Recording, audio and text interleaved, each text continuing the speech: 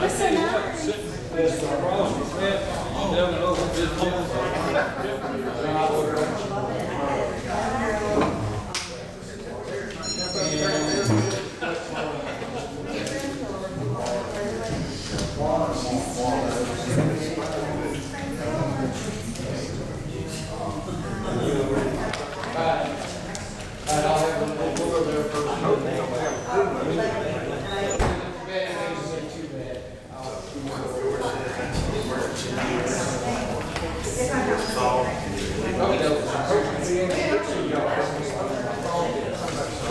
Forward it to somebody.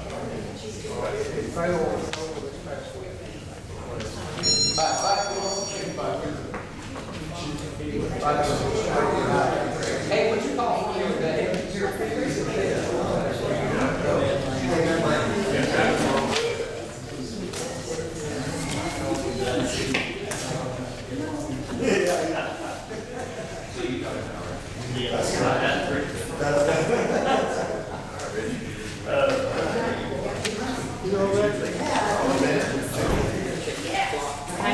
Doing what it's doing. You're on? Hey, I got No, I was right here on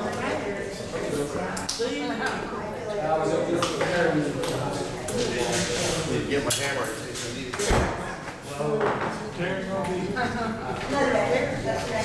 That's it. Bye, man. I bet you don't get here. At this time, ladies and gentlemen, I'd like to call to order the City Council Committee's meeting of August 26, 2019. If you will, stand with us for the invocation and the pledge of allegiance. Bow with us, please. Dear God, in Jesus' name, we thank you for this day and thank you for this community. Thank you for the honor and privilege we have to serve as mayor and council, and we pray for your direction and guidance as we go through this meeting. We pray for our community, those that are sick, we pray you give them healing. Those that are grieving, we pray you give them comfort. And Lord, we just thank you for the freedom we enjoy in this nation and in this community. In Jesus' name we pray. Amen. Amen. I pledge allegiance to the flag of the United States of America and to the republic for which it stands, one nation, under God, indivisible, with liberty and justice for all. Thank you. You may be seated.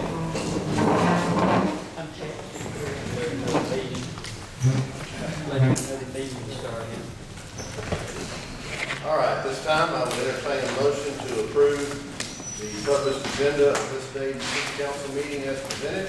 Make that motion. Any discussion? All in favor, let it be known by saying aye. Any opposed, the same sign. Motion carries. Announcements, Mr. Osborne. Just a couple of quick things that I think you're already aware of. At 6:30, the mayor will be recessing the committee meetings regardless of where we are in that agenda. And you have a special call meeting, and in your workbook, the agenda for the special work meeting is immediately behind your council committee meetings. The only other thing I'd mention is, Mr. Mayor, President, the ceremony we have here at City Hall coming up September 6th, sign. Yes, on September 6th at 2 p.m. in the afternoon, the ceremony to name the interchange in honor of the 3rd Infantry Regiment will take place here at City Hall. So please, if possible, we'd appreciate your attendance for that ceremony. Mr.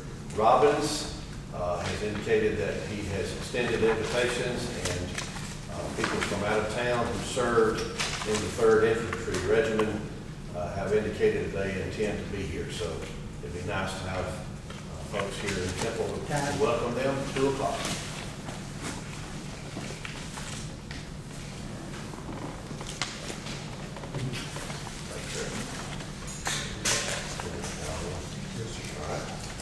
All right, that brings us first to the Budget and Finance Committee, and until such time as business arrives, and our other member is Howard Walden. So Howard?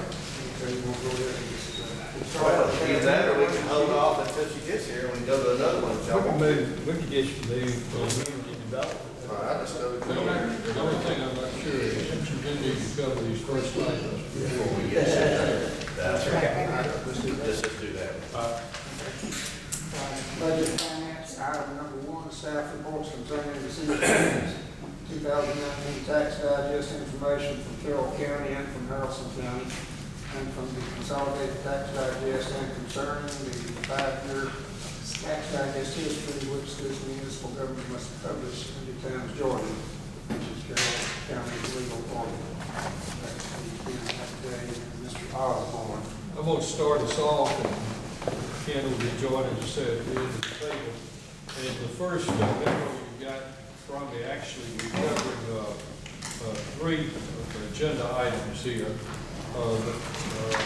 Your finance director has been working with the Carroll County Tax Commissioner, also had some contact with Harrison County Tax Commissioner, also with his predecessor here in Temple, Cynthia Guyer, and frankly, as I think all of you know, we've had a good 12 months of growth, and that's reflected in what Ken will report to you in a minute. But as we go through these items,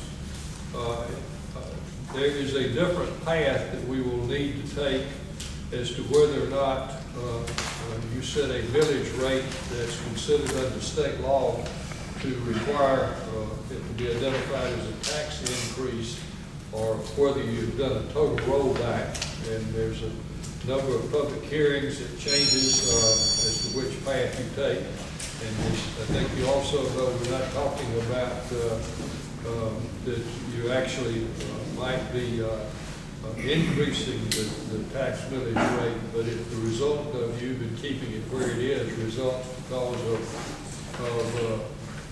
inflation, anything of that nature, that would have to be advertised as a tax millage rate under state law. But what we'll start with is if you will look at the first chart, which is Form PT 32-1, and I'm going to ask Ken to kind of take you through the high points of that.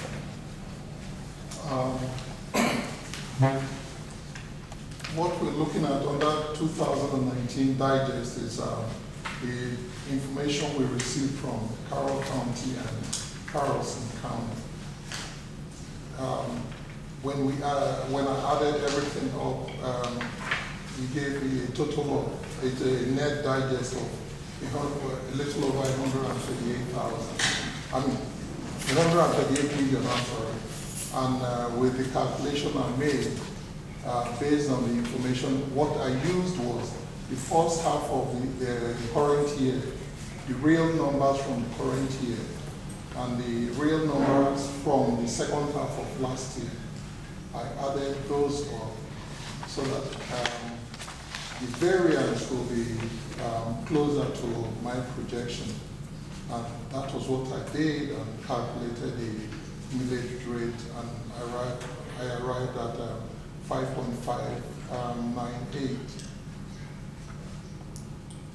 And when you compare it to the millage rate of Carroll County and the city of Carrollton, and even that of Villa Rica, you will notice that there was actually a decrease in those millage rates as well. It's only Villa Rica that posted the same millage rate as last year. But given what we were, the calculation here, even though it looks like a decrease from last year, we still have a modest increase of about 7.3% in revenue for projection for next year. So by the projection here, we anticipate at least $52,752 increase in revenue compared to last year. Last year numbers, when you look at last year number, the projection was 732,000, but the real number was about 720,000, with a difference of about 20,000, which is very close and acceptable. But this year, the projection is 774,820. It's a little more than last year. Like I said, it's just 7.31% increase.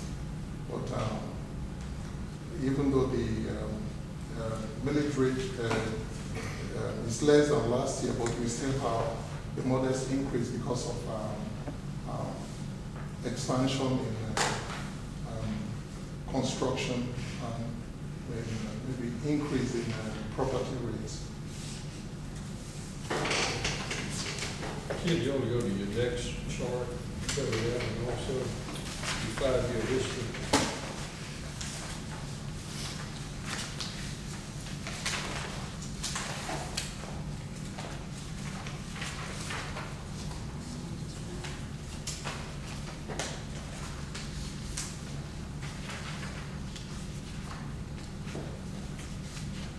You want to, just go ahead and just hit the highlights. All right.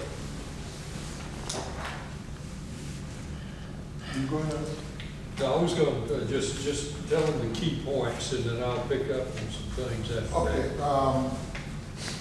The net digest here is 138 million, and we have a gross millage rate of 11.082. All that came from the real numbers of the first half of this year and the real numbers from the second half of last year. From my calculation, the gross is 11.082, and the rollback of 5.484 actually is from the loss calculation of last year. I mean, yes, the real number from last year.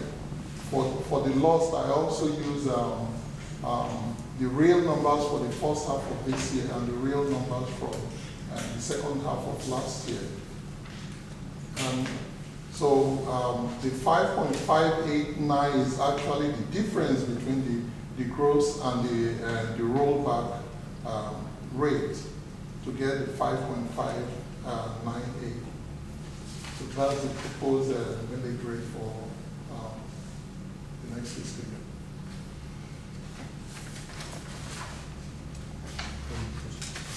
Chairman, is there any questions? Anybody on those Any questions on the rollback of the millage rate? If not, we proceed on to item number 2. Staff report concerning the state of Georgia requirements for local government to hold certain public hearings and to present certain information prior to the year's tax millage rate being adopted. Mr. Osborne. You will go to your next page after the 5-year history. You will see the required notice of public hearing. And although what we show in here in terms of the millage rate is still subject to change under certain conditions, what we would think would be appropriate is for us to put what you think the tax millage rate is going to be. And what, of course, Ken has submitted to you, what we felt like you wanted us to do was to look at what would be required on a rollback rate that would not put you in a position of having to call it a tax increase. Now, I had given you a memo the other day that basically it says that if you are going to do a rollback, so we do not have to say that we're having a tax increase, you need only one public hearing, and we can have that public hearing at the same time that you actually take action to set the millage rate. And we're looking at doing that at this time on Thursday, September 5. Because after your action tonight, whatever you take, by the time we get these ads in the Times Georgian, you probably are talking about Thursday. Wednesday would be good, but it could be Thursday. to have a week's notice of that being published before we can have a meeting to set the actual village rate. Now, if you are going to not roll it back, if we have to have something that's called a tax increase, there have to be 3 public hearings. 2 can be on the same day. And if we did that, then we would be looking at what I had given you the other day, where we would schedule the 2 public hearings on one day, the middle of that week, first part of that week, and then the third and final at the same time that you would be doing the adoption digest. So that's where we are at this point, and as Ken has said, that if you look at the rollback so that you don't have to declare a tax increase, you basically are looking at reducing the village rate by about $0.5 but still, because of growth, we would be expecting in terms of net revenues for this next year over what we were expecting this year in terms of tax receipts of an additional about $53,000. So that's where we are in terms of the requirements that the state would hold us to. Any questions on that? So, Mr. Vice Chairman, Madam Chairman, whoever is now presenting. Mr. Raleigh can continue, I was late, I'm sorry. If you want me to, I can do number 3, which is simply announcing that at 6:30 today, we will have that special call meeting. And what we will need you to do is to tell us what goes in this blank. And if you are planning to do the total rollback, so we don't have to call this a tax increase, we would go with the figure that Ken has given you. And on the one hand, you're not setting the village rate because we have to go through the hearing process. And on the other hand, if you don't put a figure that's equal to or below what would be, so you don't have to do a millage rate, then we've got to talk about the 3 public hearings rather than the 1 public hearing. That makes sense to everybody? Yep. Yes. We got it. Okay, that concludes item number 3. Ms. Bivens, if you'd like to take up on item number 4. That's fine. Updated staff report on the proposed amendments to the 2015 SPLOSH budget for the city of Temple for the 2019 fiscal year, including the change of the format of the information presented at the August 13th City Council special call meeting, as well as the inclusion of the additional information. I'm going to start us off and then turn it over to Ken, but if you will go to the next tab, pointed out that, of course, back on the 13th, you did adopt ordinances to amend the current fiscal year's general fund operating budget and the water fund operating budget. We did go over certain amendments being presented to you on the 2015 SPLOSH capital budget, but I requested that you not consider any action at that time, that we would deal with that later. And we are proposing this to you tonight, so if you're ready, you can actually take action on it during your special call meeting. What Ken and I did, we went back and took a look at everything that we presented to you before, and we found 2 or 3 things.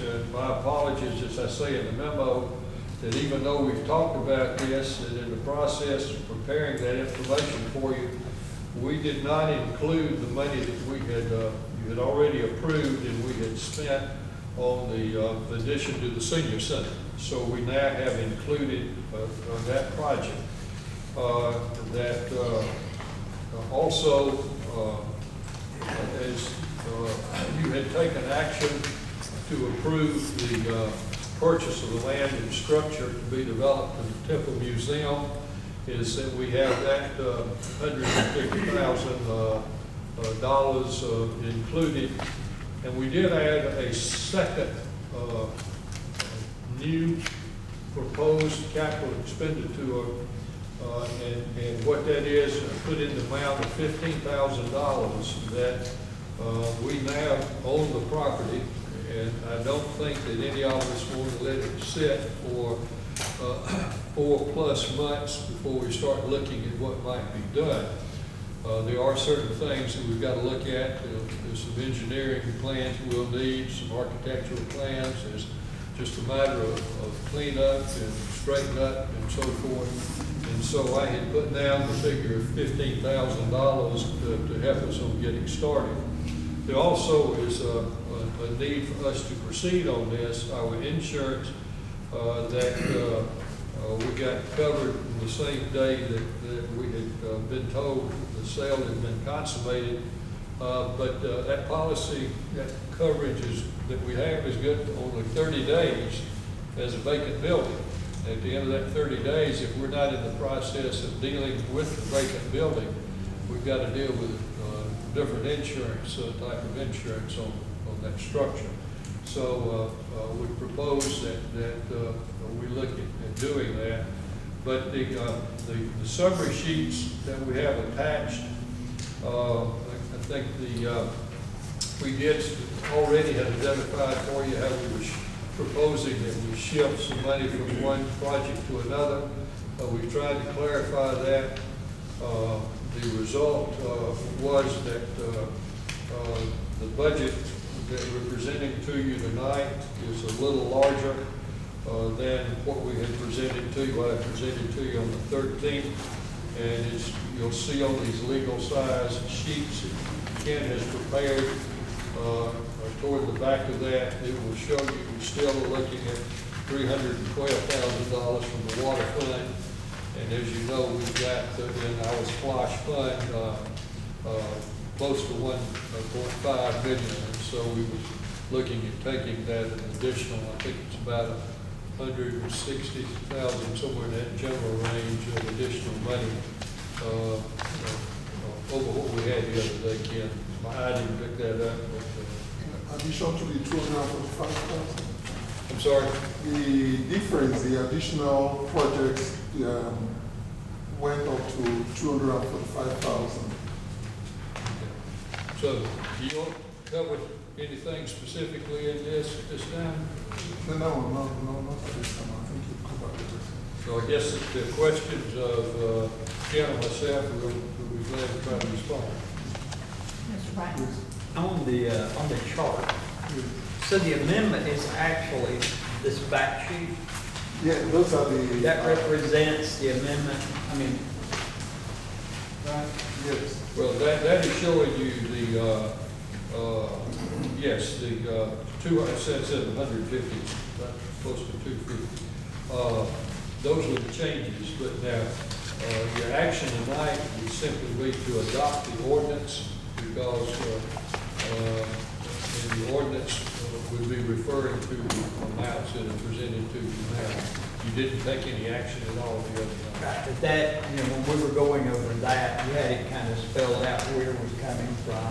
That remained pretty much the same. Yes, sir. If you go over the previous sheet from where you are next to the last sheet, you will see that on our funding sources, you can see you've got the 2015 SPLOSH, and then you've got the water fund. And what it amounts to is that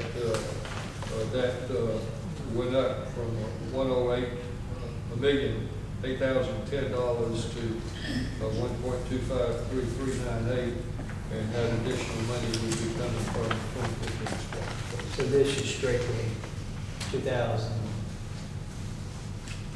covers this year, right? Yes, so all of this is your 2019 budget. Okay, gotcha. Back in the previous. Gotcha. So I guess the only question of where I was headed is that did we ever find out about the ball field, the lights? And No, so there are two things that will But that have to could be be dealt put with. into It will 2020, be right? in the next Yes. year's budget. Next- We're talking, into 2020. these are Okay. the two projects, is the ball field lighting and the ball field bleachers. Gotcha. So, yeah, that was what I was looking at. So that doesn't apply to this at all? No, when we do our budget for 2020, we need to have those capital improvements in there. But yeah, That's when we'll add that. yeah, yes, sir. Sounds good. Thank you. Yes, sir. Go ahead, Mr. Walden. Let me be clear, this balance as of 8/21/19, that's what's left after we do the amendments and spend that money? Is that correct? I'm sorry, Okay, this balance on this next to the last sheet, yes, as of 8/21/19 of $1 million, $1,020,000? that was, you're talking about the, 1.8 million, 1,800,000. No, you're talking about the That's the Million. amount. 8,100. That's the amount Yeah. of the. That was what was approved based on the projects last year. That was what was approved. But with the additional projects that council is embarking upon, and when we added everything, it came to about 1.25 million. And the difference is 245, unless there's any other addition to what we have. Okay, the difference is 245, so that's what's left Yes, sir. of our 2015 splosh. Yes. No, sir. No, 245 is an additional amount that's coming to your own. Okay. What you will see up there, Ken's got on the funding sources, you can see the balance at this time in Splash is a little over a million. Okay, that's what I was trying So to it clarify. would be 120. Okay, so that's what we got after these amendments. So is that Yes. after the? That's after the amendment, after the That's additional what I'm, okay, projects that's what I'm. have been added. I'm We good. get to 1.2 million. Does that answer my question? Thank you. Okay, any more questions? All righty. Number 5 is an announcement that a special meeting of the City of Temple will be held at 6:30 today to include a public hearing on the proposed amendments to 2015 SPOS budget for 2019 year, and then City Council consideration of the adoption of the same ordinance presented to the City Council on August 13th with the current proposed amendments in a different format from August 13th. Mr. Johnson? As you just read, that meeting is to occur in about 30 minutes from now, approximately. And this will be, opportunity will be for the council to approve. Any questions? The next one's an announcement that the special call meeting of the City Council will be held at 4:30 Thursday, the 29th, for a presentation on a draft copy of the City of Temple 2018 audit by representatives from the Warren Everett CPA firm, with the expectation that the City Council during its regular monthly meeting on Monday, September 9th, will vote to receive said 2018 audit. You will go to the next tab, a couple of things I want to point out. And the first thing is, as I start this memo to you, I say it's 4:30 Thursday, and I say September 5, it's this coming Thursday, August 29. And on this coming Thursday, here at City Hall at 4:30, you'll be meeting with Billy Lynch of Warren Everett, Patrick Smith, who had been the person that had been involved most of all in working on the audit.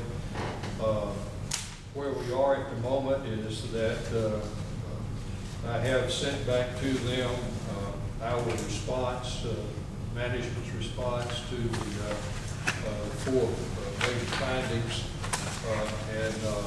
So they will be going over the audit, answering your questions. Nothing, as you know, nothing is going to change. You don't get to have them reconsider anything, and this is just for them to present to you and respond to questions. And then, of course, we are looking at action coming up later on acceptance of the audit, but that's more of a formality because once you've had this meeting, they'll put the audit final form and send it to you. And that's really it. You vote to accept it. So we're close to getting that wrapped up finally. As I say in this memo, I think we should be in good timing insofar as looking ahead to the September 18 meeting of the Carroll County Water Authority. Our bond attorney has stayed in touch with the Water Authority's bond attorney, Bill Camp, our bond consultant, their bond consultant. Last Thursday night, the mayor and I were at a meeting. I talked very briefly with Matt Wyndham, the executive director, and I think we're on track. But until we get the refunding done, it won't be done. So, on the what I have included for you under this tab, just for your information, as I mentioned, the 4 major findings, material weakness findings, and you can read what those are, and you can read our response to them.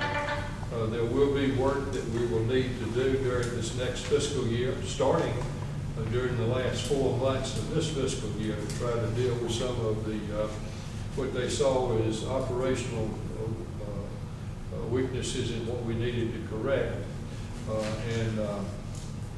Now, looking ahead from where we go from here, even though we're just wrapping up the 2018 audit, I expect, Madam Chair, that by the time we get to mid-September, we need to be in a position of beginning to talk with audit firms that will respond to some type of request for proposal or something, because we do need to get the new audit firm. And Warren Everett probably won't be at Warren Everett for a couple of reasons. Is that they have been our auditors for 5 years, and city council action in the past said that we were not forced to make a change on audit firms, but we had to consider other firms. And I think that with the last couple of years that have been kind of tedious, I don't know that they have an interest in continuing with us or vice versa. But that will be determined. They may come in, y'all may decide that you want to keep them. But we will need to make a decision on that sometime within the next 2 months, I would hope. Is that something that we have to put in the paper for them for audit firms to come into us, or is that something that you research? We can send a request,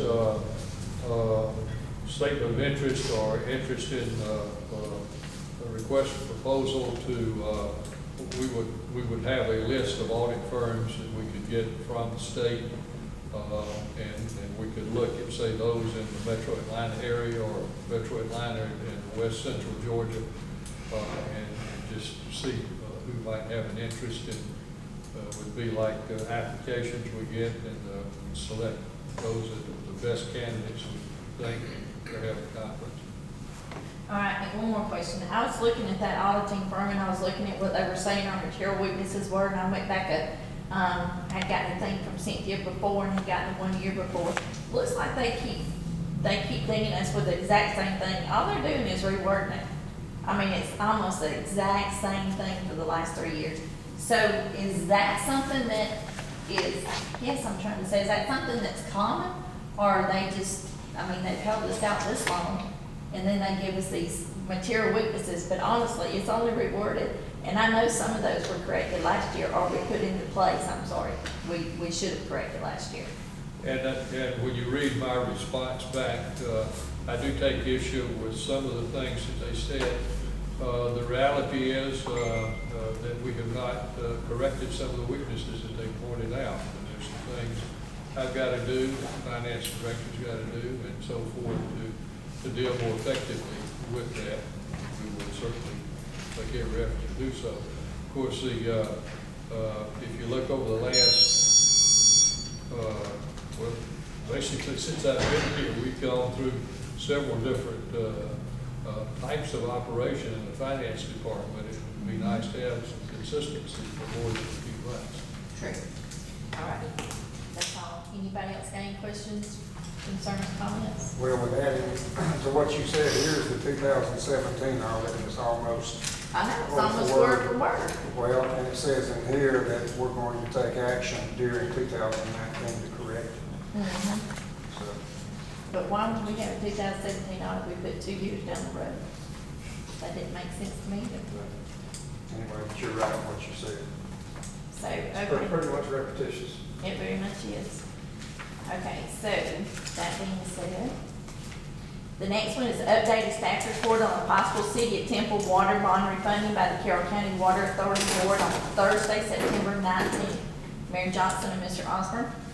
Well, essentially, Mr. Osborne's already covered that. We are on schedule to get that information, the remaining information, i.e. the audit, to the Carroll County Water Authority in time for them to review and for their possible action on September 19th. Okay, staff report on concerning the tentative budget schedule for development of the City of Temple's budgets for the 2020 fiscal year. Mr. Keenan? I've started working on the preliminary schedule for 2020. I should be through with it by the middle of September. Share with Mr. Osborne for councils. And what we've put in the book shows the schedule we had for preparing this year's budget. So if you look at those dates, we'd be essentially on that same timeline aimed at you adopting the budgets that you're meeting on Monday would be December 2nd, which means that we're about 3 weeks away from getting in full swing with this. And, Mr. Ken, are we gonna, make sure that we have all our 2020 capital improvements included in those budgets also? So we can look at our money from SPLOSH and from, the other avenues we've got? Yes, ma'am. Okay, thank you. Okay, staff report concerning a couple of recent actions between the City of Temple and one of the local financial institutions.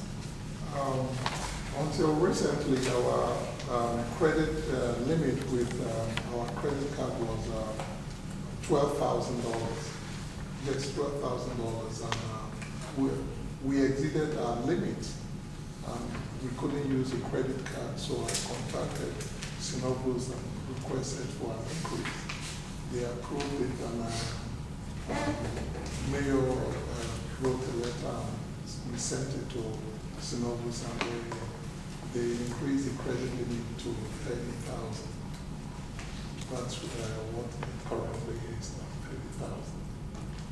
Do we have just one credit card for the whole city? Yes. Is there a reason we don't do it by department, so it's easier to pay and keep up with their, purchases and things like that? Is there a reason? I mean, I understand keeping it in here, keeping it in-house, I get that. But is there a reason that if George wanted to go get something for the water thing, he couldn't come in and request his credit card and get it so that we could? And I think that's something that we need to look at. I mean, basically what we've got in place now is something put in place several years ago. And as you know, we swap the credit card around depending on who's going to what meeting. And as Ken said, and I think most of you have been caught in that same type of embarrassing situation. I know trying to check in at the GMA's annual meeting or something, and because of some other charges that have been made for any number of things by the city, you couldn't use the card. And so we're trying to deal with that. And Ken's going to report to you in just a minute on one other situation, but we do need to, there are some changes that we may want to make, not just in terms of having other credit cards, but in terms of how we deal with incurring expenses. Do we do purchase orders for our expenses when we're using our credit card? Is there purchase orders? Because does our policy not say there needs to be a purchase order if it's over a certain amount? So like if we're using the credit card, I know it's Sam's, let's just say Sam's. So the recreation department went and spent $1,500 because they're gearing up for the baseball spring season. Is there a purchase order that's applied to that so that we can do a checks and balances? Is there, I mean, do we do that? I don't know, I'm asking. And probably Ken or Sandra, for example, can tell you, because she has a number of purchases that they make for their food products and so forth. Do you do Yes, I do have a credit card, and we do make a credit card for everything that comes in. Purchase of this is done for every Each individual item. purchase is for, once the purchase order is approved, depending on the amount, if it's above a certain threshold, it comes to Mr. Osborne for approval. Once it is approved, Cindy now processes the payment. That's what we've been doing, but based on the issues we encountered recently, and when we met with the representatives from Synovus, they proposed that we move away from the credit card system to the P-card system. Okay. But with the P-card system, we have to be a little vigilant, whoever that is using it as at any particular point in time, because you have to keep up with the paperwork. Well, that's a good thing. Because there are state laws governing the usage of P-card, and somebody could easily get in trouble. The penalties could be severe.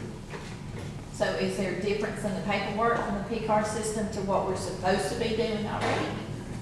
What we're supposed to, currently what we're doing is we're sending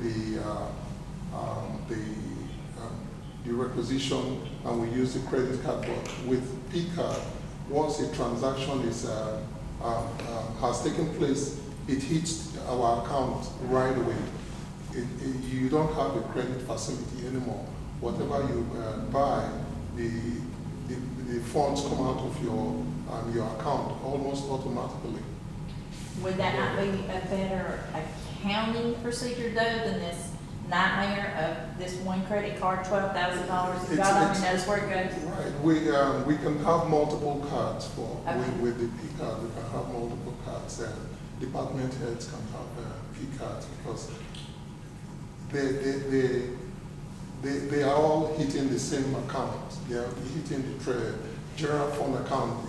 If it's a department that has a general fund balance or enterprise fund balance, once you use the credit card, it hits your account right. The deductions is made to your account right away. Is there a notification to you? Yeah, you will receive a notification, and that's why it's critical that we keep up with our paperwork, because we are going to.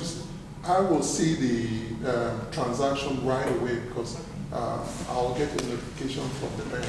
But then your receipts and your paperwork concerning your transaction must be the same as what the amount. Should be the same as what I'm seeing. If there's any difference, then it could lead to some significant issues.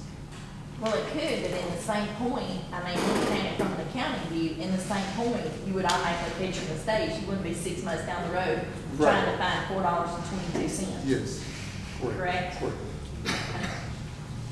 So is that something we need? Oh, I'm sorry, Richard. Does that make our account more vulnerable to fraud? Yes, exactly. That's why we have to be. It really opens it Yes. up big time for Yes, fraud. that's why the So we gotta government be is careful really. before we go down that route. Yeah, that's why I said the penalty could be severe because there's been recent issues that I'm aware of from Georgia Tech and other higher institutions.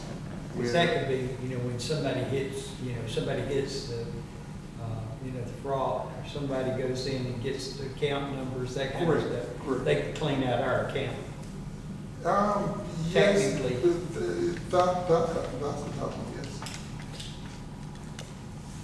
So we need to have all kinds of things in place before we look at that.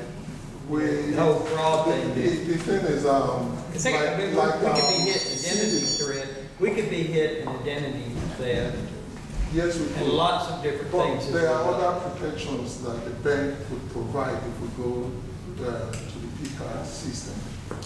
And also, like Cindy proposed today, GMA has, we could have somebody from GMA come and speak to all the department heads about P-card. with either GMA or we could bring in a private contractor that is knowledgeable in PCAT transaction to come and speak to all It's the always a customers. gimmick when the bank's trying to sell you something. So I think when you got credit cards for 15 people using them, trying to do that too. Right. though. So that's why I'm proposing, let's do something. I mean, I don't care, it's between Ken and Mr. Osborne, I'm just saying, this one credit card for this whole city, I mean, we're just getting too big for one credit card. Okay. And I mean, it doesn't bother me. If I went somewhere and it wouldn't work, I would just, hopefully I'd have enough on my credit card to cover it. I'm good with that, but we just need to do something to make this, it's gotta be an accounting nightmare. It's gotta Multiple be. choices, that's Yes. my point. Multiple choices, not just one, multiple choices to choose from. No, I may comment. I certainly think we should be cautious in whatever we do. But also recall from the GMA classes I've taken that the P cards are encouraged Yes. over credit cards. They sure are. And so there's somewhere, some way, there seems to be an advantage that they think is worthwhile. We just need to make sure we explore and get comfortable with it before we do it. Yes. But there are a lot of people serving time for misuse on P cards. Yes, Well, that's what I mentioned. They one cannot way for us be- not to have to worry about an attorney. Got somebody crooked, they gone. Let's go. I'm good. Are you proposing that all the department heads have a P card? Yes, with, to avoid the kind of embarrassment we encountered, we have encountered lately, I think we could do that. That makes sense. I would say let's bring this up as a discussion at our next committee meeting. That gives you about 30 more days. Is that a comfortable time for you? And then if we can work it out, maybe start in January, that gives everybody plenty of time to think about it and relook at it. We Just have see somebody what- here to Right. explain it to us. Right. They get GMA to come. That gives us a few months at least, at least so we've got some options. I just really think this one card is, we're just getting too big. You're right. Okay, so the next thing is updated staff reports concerning the operation of the City of Temple's information services and startup of the new website. Oh, what's gonna happen? Oh, I know we've kind of been discussing this, I feel like we're going around in circles, but Roy's doing a great job. He's just running into some obstacles because I guess our computer systems are set up many, many years ago, well before I even started working here, and he's just running into things that don't make sense to how things are set up because we could be running much more efficiently and securely. So right now, he's still working on things on the back end. So you're not seeing anything here, but he is working on the back end with our servers.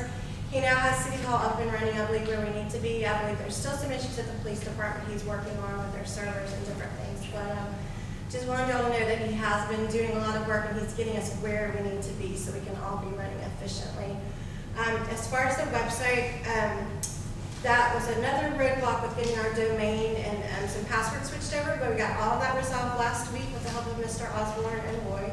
So we're on the right path with that. Today I got Mr. Andrews connected with Mitchell, who's my contact at Unicode, who's helping me develop the website. So they're in discussion now of how to get things live and get our domain transferred over. So that's looking really great. I plan next week to meet with the department heads if I can work it out with their schedule to go over the content of their individual pages. So we're definitely getting closer with the website and with just the city in general being again more secure and up to date when we need to be on our IT side. So that's pretty much the update right now. The broadcast video department at your office is also talking about coming out and doing, using your drone. And they have the drone capability of doing basically an overview of the city. So be thinking about that, which can't be on the front page, but it can be one of the embedded. It can give an overview of showing our rec department, our police department. slide So, shows. yeah, some more details of what he's going to need to be able to do that. Anything else? All right, the last thing on my list, almost last thing. Announce City Hall to be closed Monday, September 2nd for the Labor Day holiday. Mr. Johnson. Hear ye, hear ye. Monday, September 2nd, 2019 is Labor Day. City Hall will be closed. You did such a great job. Report on the 2019 City of Temple election scheduled for Tuesday, November 5th. Ms. Kristen? So last week, as you all know, we had qualifying last Tuesday, Wednesday, and Thursday. And the results of that was for District 5, our incumbent, Mr. Bracknell, is running unopposed. District 4, Mr. Wallace will also be running unopposed. In District 3, Ms. Holly Miller is running, and she does have an opponent whose name is Ms. Demikia Battle. So the election will take place on November 3rd. Any questions, comments? That ends my commission. I think Ken needs to share something else. Okay.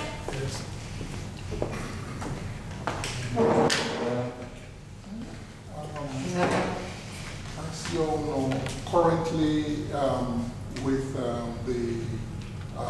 our bill paying system, we use a merchant solution, and that is not compatible with Cassell.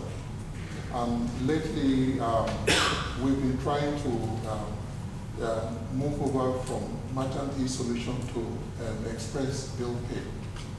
And what from my interaction with the representative from Merchant E-Solution, it appears we have a contract with them. It expires in 2021, May 25th, 2021. And if we decide to terminate the contract, it's going to cost us $2,000. So can we put that on the agenda for a vote then? Because I think we all know where we're headed with this, since we're trying to get this bill pay up and going. Yep. Thank you. Sorry. Thank you, Ms. Divins. Before we go to Community Development Committee, I want to acknowledge we have a guest from the Carrollton City Council, Mr. Matt Lane. Mr. Lane, if you will, wave at us. Thank you. We're proud to have him with us. And to further emphasize the advanced age of one of our council members, Mr. Richard Bracknell, Mr. Lane was a student of Mr. Bracknell. The very first year I saw it.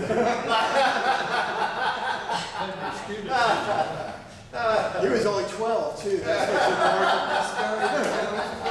Oh, well. We're glad to have you, Mr. Lane. Thank you. Prove, Richard, you're always there. All right, Community Development Committee, Ms. Miller, be prepared for interruption in a few minutes unless we knock these 4 items out rather rapidly. All right, Ms. We Miller. need a break. Item number 1, staff report on the upcoming Thursday, August 29th, 6 p.m. joint meeting of the Temple City Council and Temple Planning Commission at the Temple Senior Center to begin work on updating the city's future land use plan and future land use map. Mr. Ellison? If you will, the next tab over, there's a memo that says Temple Planning Commission. And if you look at the last 2 pages under that tab, you will find the agenda for your joint meeting. Keep in mind that on Thursday, you start at 4:30 here at City Hall, meeting with the auditors. And while you're wrapping up your meeting here, the Planning Commission has a pretty full agenda that they will start on at 5 o'clock to wrap up by 6. And then at 6 over at the Senior Center, you will have your first work session on the development of the new future land use plan and map. If you look at the agenda, basically what we want to do at this first time is kind of set the stage for where we've been and what we've got and we're working with, so that when we move to the second meeting in a month or so, we'll be looking at putting things together. So we will have information we'll present to you that evening, but we'll look at what we've got currently with our future land use plan and map. Mr. Bracknell, who was chairman of the special committee that did the updated comprehensive plan, will have copies of it for everybody. You you've got one somewhere, I'm sure, but we'll go over that. We'll talk about how we, city-county cooperation as we look at toward the future. We'll look at where we are with our current zoning map and basically look at making a comparison of what we have in our future land use plan and what we've got in the new comprehensive plan. But basically, that type of presentation and discussions, so hopefully all of you can be there, and we'll get a good start. We've been talking about doing this for a long time, and so we'll get underway on Thursday of this week. Any questions?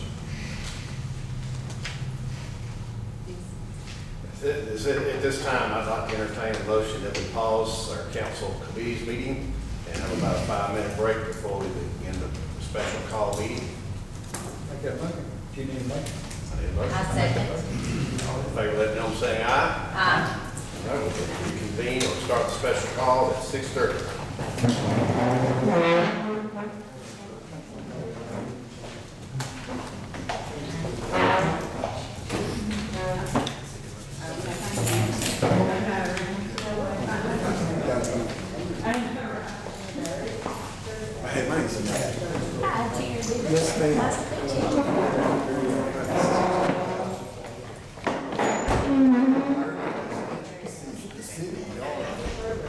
Much more knowledgeable what's going on than I am. Gerald, yeah. It's funny about credit cards. We're taking credit cards. Yeah, because too many people are using it. Right. If we reduce the credit cards. There's got to be a better system than what we've got. People using them especially. Right. Here, we don't have any person probably they notice. So are y'all chargeable? Is the city, is that what's going on? Well, we have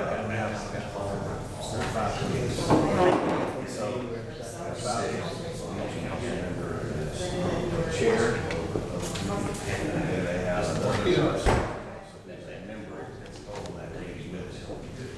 they kind of take. I heard it. It's involved in that specific. Chair, she's budget finance, highways, community development. We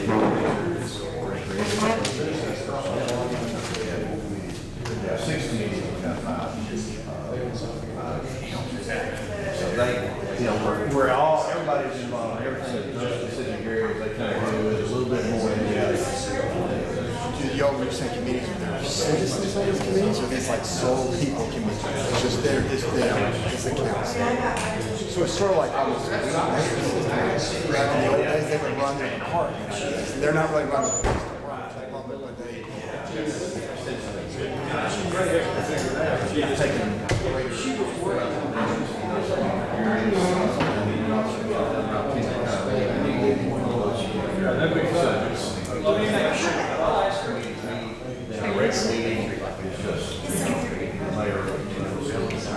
And then Dale, he's what was that city manager? He is the city manager.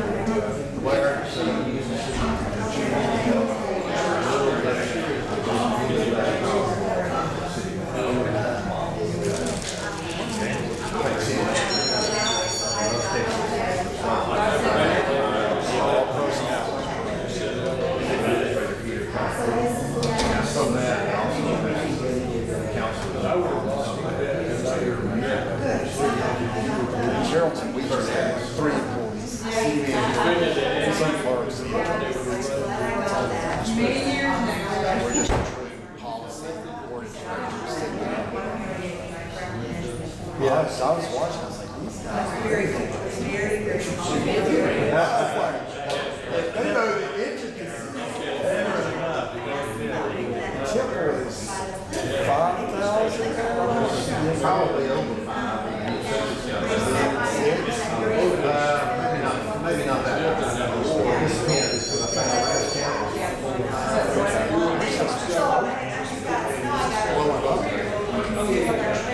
How big is your city? Small, large?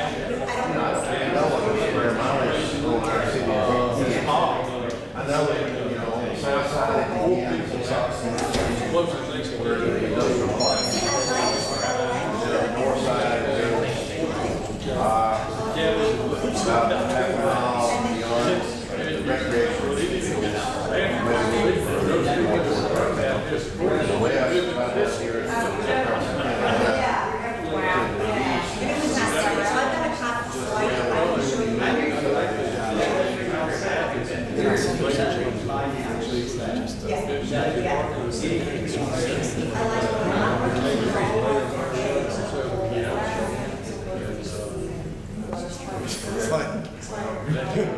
Recently had this question mentioned, I've never been in there.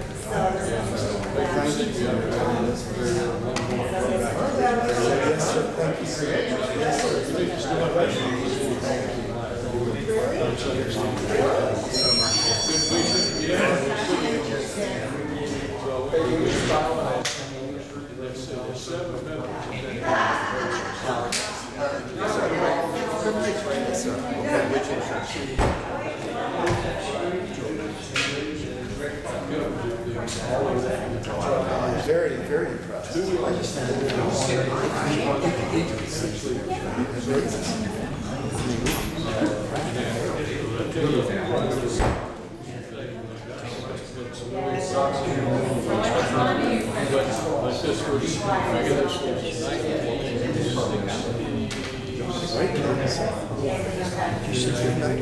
What they were using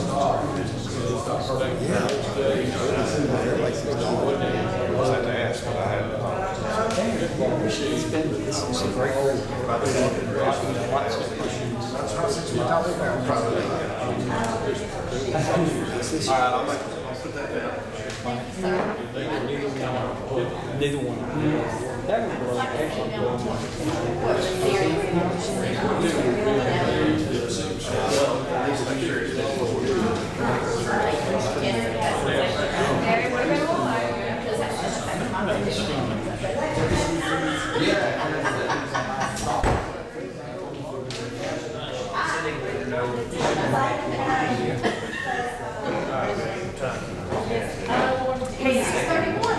Richard, late again.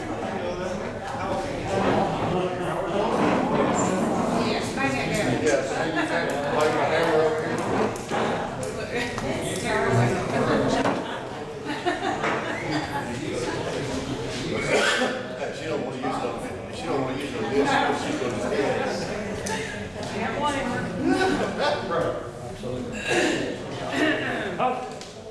I'm here at 6:30, start the meeting at 6:31. 6:31. All right, at this time, we'll call to order the City Council Special Call Meeting of August 26, 2019. This time, I would entertain a motion to approve the published agenda of this date's City Council meeting as presented. Make that motion. All in favor, let me know by saying aye. Any opposed, the same sign. Motion carries. So first section on the agenda is old business. Number one, brief staff presentation on the proposed amendments to the 2015 SPLOST, Special Purpose Local Option Sales Tax budget for the City of Temple for the 2019 fiscal year. Mr. Bill Osborne and Dr. Ken Abide. I will make this, as it says, a brief report because I believe as I look around the room, everybody who's in the room was here for the first part of the meeting.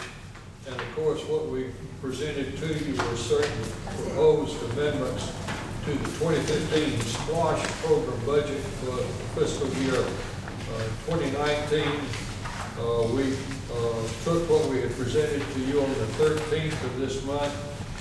We did make several shifts of money from one item to another for you to look at for your approval.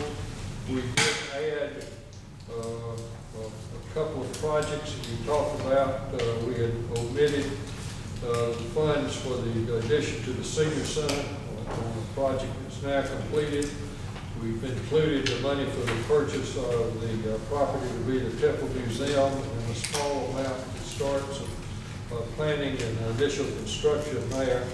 A couple of other changes but the total amount of the budget request is approximately $1.25 billion, and of that, we would have $312,000 being paid from the water fund, and the remainder would be the 2015 splosh. So that's our reports, our questions. Be glad to try to respond. Any questions for Mr. Osborne?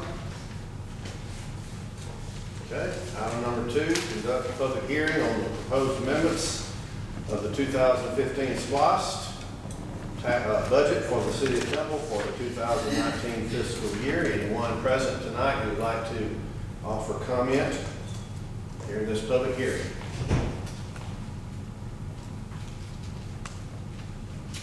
All right, seeing no indication of that desire, then we will close the public hearing and move to item number 3. Consider adoption of an ordinance to approve proposed amendments to the 2015 SPLOST, Special Purpose Local Option Sales Tax budget for the City of Temple for the 2019 fiscal year. What is your pleasure? I make that motion that we adopt. Second. Any discussion? All in favor, let it be known by saying aye. Aye. Any opposed, the same sign. Motion carries and the ordinance is approved. All right, next on the agenda is new business. Number 1, approve the content of the public notice to be published concerning the City of Temple's 2019 digest and 5-year history of levy, and the notice of the public hearing on September 5 for the purpose of considering the adoption of the city's tax millage rate for 2019. Mr. Bill Osborne and Dr. Ken Adide. You've had the discussion at the committee meeting earlier tonight, and you've got in front of you the chart that the finance director had put together for you. Our understanding from the staff standpoint that you did not want there to be a tax increase, and what we have presented to you is what the rollback village rate would be, so that you do not have to advertise that you're doing a tax increase, and so you would have only 1 public hearing rather than 3. And so what you would need to do is the blank that you have under the notice of public hearing sheet would be in that blank, would be to put 5.598 mils. Mr. Mayor, Yes, sir. I make a motion that we put 5.598 in that blank space. I second. All right, we have a motion and a second. Any discussion? And that's one question. Mr. Arbor said that figure could change. What would change that? Oh, like I said, you could change it, We could change it. but if you were going to think about changing it, we'd have to go ahead and do the 3 public hearings. Even though you might still come back to this, but if this is what we advertise, we assume that's what you're going to do. That's the 5th year in a row we've had a rollback in millage rate. 5th year in a row, pretty good. Any other discussion? All in favor, let it be known by saying aye. Aye. Any opposed, the same sign. Motion carries. All right, no need for executive session. Any closing comments? Ms. Bivens? Mr. Walden? Mr. Wallace? Mr. Miller? Right. I would offer these closing comments, just our sympathies go out to the Harmon family. Former Mayor Harmon's wife passed away last week, and we certainly remember them in our thoughts and prayers. All right, I'll entertain a motion to adjourn the special call meeting. Make a motion, we adjourn. Second. All in favor, let me know by saying aye. Aye. Any opposed, the same sign. All right, then that brings us back to our committee's meeting, and we were in Community Development Committee, item number 2, highly voted. Staff report concerning agenda items to be considered by the Temple Planning Commission during its meeting on Thursday, August 29th, including those expected to be on the agenda for the City Council meeting on Monday, September 9th. Mr. Osborne? If you will go to the memo we were talking about just a minute ago, the Temple Planning Commission, the first part of that dealt with your joint meeting of the future land use plan, and then the second part of that memo, as I mentioned to you, we have a planning commission meeting that starts at 5 o'clock. And what I will mention to you specifically are some items that I assume will be on the agenda for your September 9 next regular meeting of the City Council. One of these is you've dealt with before. You did the rezoning on this property on Rainy Road, adjacent to the Temple Middle School, to approve the rezoning from R1 to R2. And now the property owner is coming in with a plan for how you would subdivide this lot into the two lots. Both lots will be connected to the city sewer system. And assuming that this coming Thursday night, the Planning Commission either recommends that you approve it or disapprove it. If the only thing to keep it off your agenda on the night would be withdrawal for them to table it, so I expect it to come.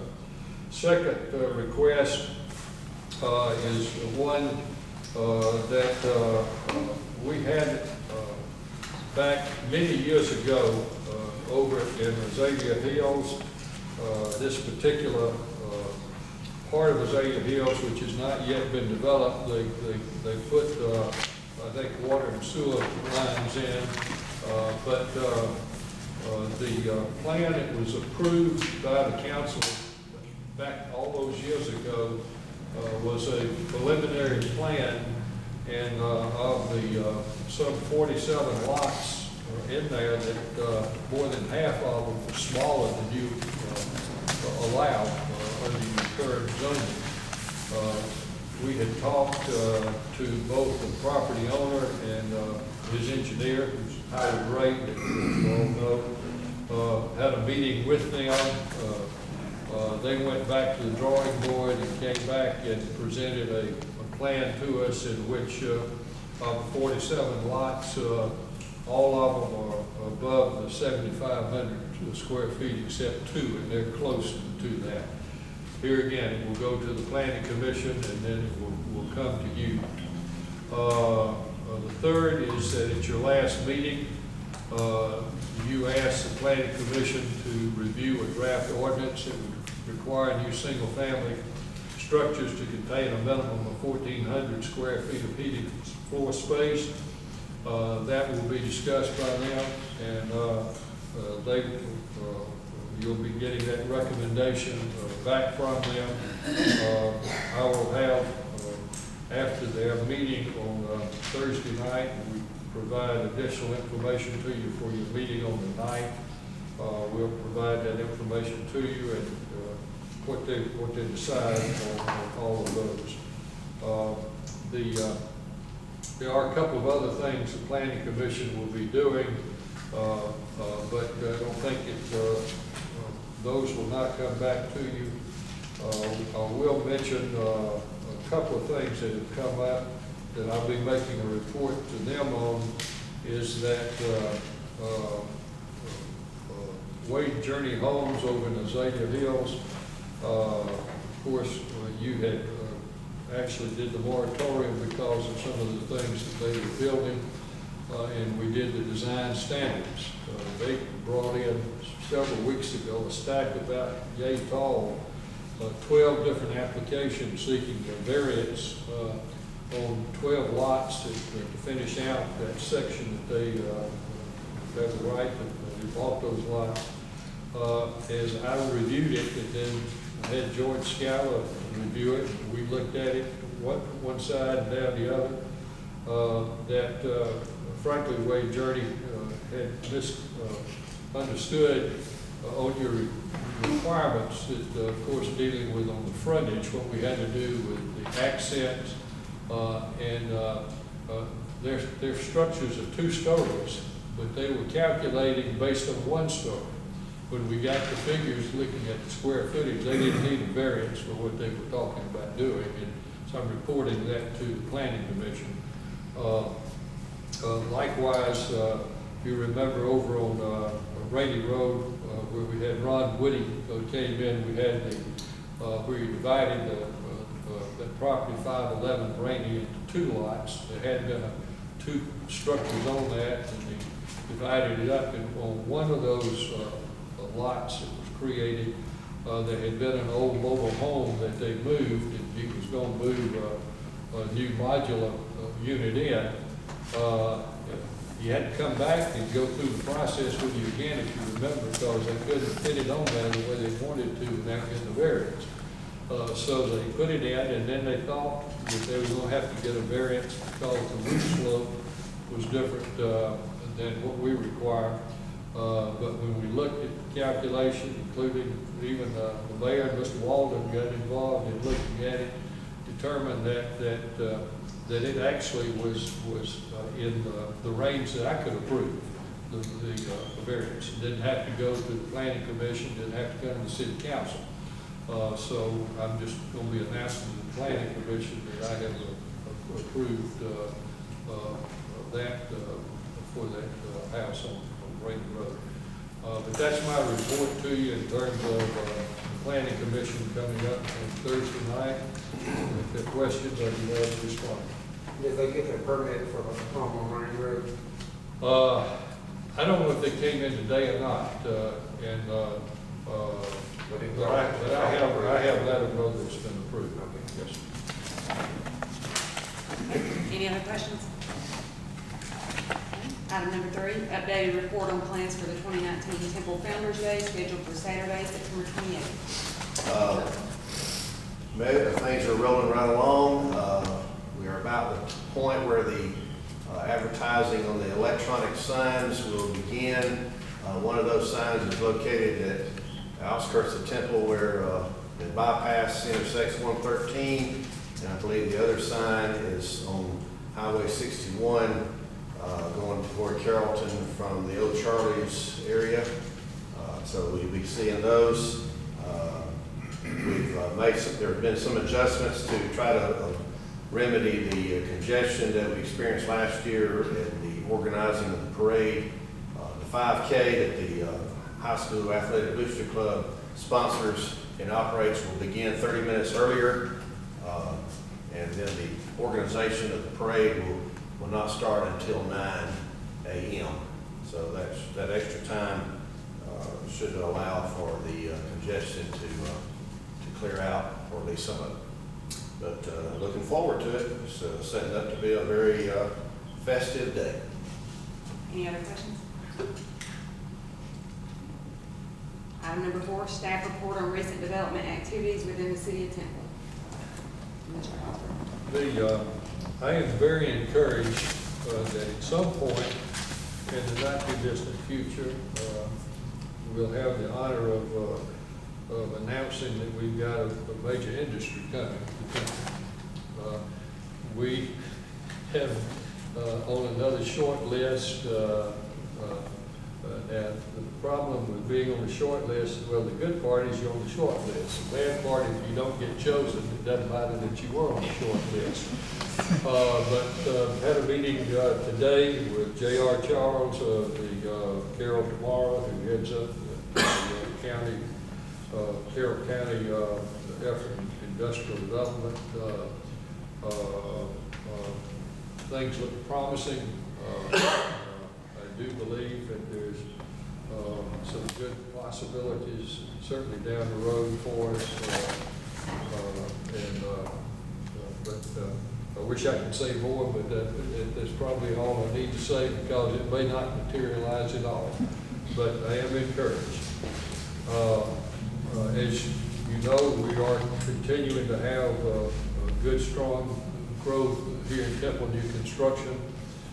Met last week with the person who will be doing the build out on Schoolhouse Trace, expecting that to start in the near future. And one of the things that we have talked with them about, of course, is you have the road improvement fee attached to that. We'll be talking with them about, or we've talked with them about, so forth. And of course, with the looking at the budget amendment you already approved back on the earlier the 13th with our increased revenues because of different kinds of permit fees. We'll get started on Thursday night, working on the future land use plan. The mayor and I will be meeting next Wednesday with the new commission chairman and the mayors and managers and administrators from the local governments in Carroll County, which will be good in terms of maintaining, I think, a very good working relationship, and certainly will help us future development. But I'm encouraged by some of the things that are going on, and I hope I got a good report for you at some point. But that's where we are. Question. Yes, sir. People looking at the industrial park, are they looking at the entire 30-acre tract down there, or just a portion of it, or? We're looking and talking with candidates for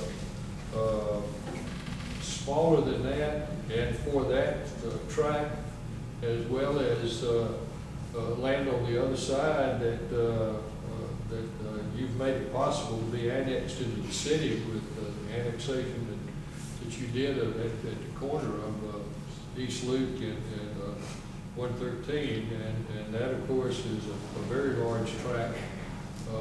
The Carroll tomorrow has renewed its option on that property, so we're encouraged enough with what's going on to keep that property under contract at this time.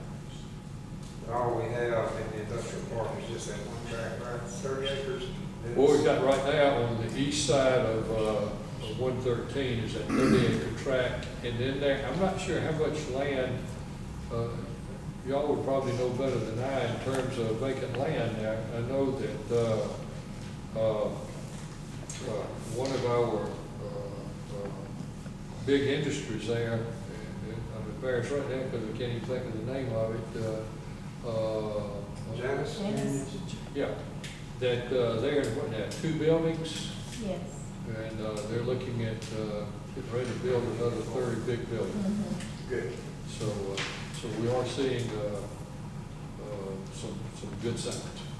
Good, thank you. Any other questions? That concludes community development. All right, thank you. That brings us to the Public Safety Committee, chaired by Councilmember Howard Walden. Thank you, ma'am. Item 1, report on plans for the community meeting scheduled for 6:30 p.m. Thursday, September 5th at the Temple Senior Center, in order for this local government to receive input from citizens concerning the possible placement of speed limit signs, other signage such as cautions to motorists regarding children, various safety control options on city streets, etc. Chief Lee and Mr. Osborne. Since the chief is out of town at the time, just a very quick report, and this, of course, will be a little later in the evening from when you meet and actually set the millage rate and approve the digest. This will be over at the Senior Center. Had a meeting recently, the chief, myself, George Scala, the mayor, and we are planning to have a meeting that will be coming up in on the 5th. And what I've got is an outline for you on some of the things we've talked about, and we're getting ready to have some signage put out and so forth about this meeting. But the whole purpose of it is to give citizens an opportunity to make comments on where they feel like we should have particular kinds of signage, be it speed limits or children at play or anything that could consider that as part of the process of trying to move what y'all have talked about, move it to implementation. So that's where we are. That's the same night we set the Relic Road, right? Yes, that's on, Will we be at 2 different places? no, it'll be 2 different times. You'll be here to do that, and then you'll go over to the, It's going to be at 2. yeah. All right. So it is. That's at 6:30, would probably be, and I think the one thing, I think I was stumbling a minute ago because I tried to figure out that I think I had, y'all got so many meetings coming up that I'm having trouble keeping them straight. We're having the same trouble. Yeah. Okay, but let me tell you, this Thursday, you got two meetings this Thursday. One will be with the auditors, and that's at 4:30. Right. And then at 6, over at the senior center with the planning commission. Planning commission. Okay, and then on the 9th, you will have two meetings. You will have the meeting over here to set the millage rate, and then you will go to the senior center for the community, meeting on Saturday. Correct. When is our, That's on the 5th. so when is our council meeting? The night. The 9th. Regular council meeting is at 9. Can we get print out on that? 29, 5, and 9.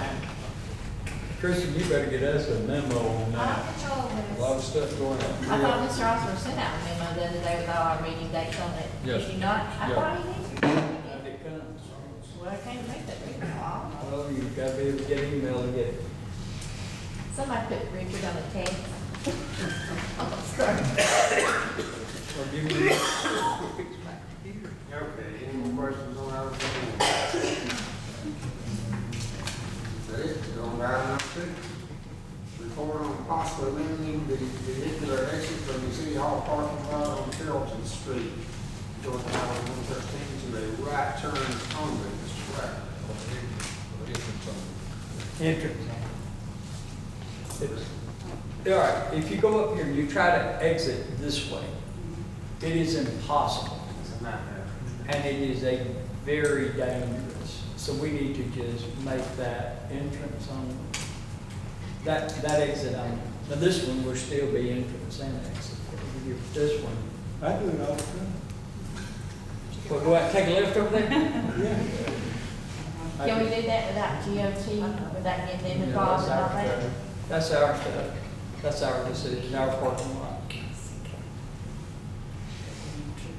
Entrance only now. So anybody coming either way can turn in. Right, but It's you're just saying that no one turn, right? They can't. No turn out. I can't turn out to the left. Well, I mean, he can turn out to the right here. That says So right that's what we're turn saying. only. Right. Right turn on. But we're talking about eliminating turns, period. Period. Just Make make it it one way. no period. exit, In, but no out. no exit. Okay. So instead of that saying right turn only, it should be just one In and way. out. Entrance only. Entrance only. Okay. Sometimes it's hard to make a left going out to the. Not as But bad. it is easy to use.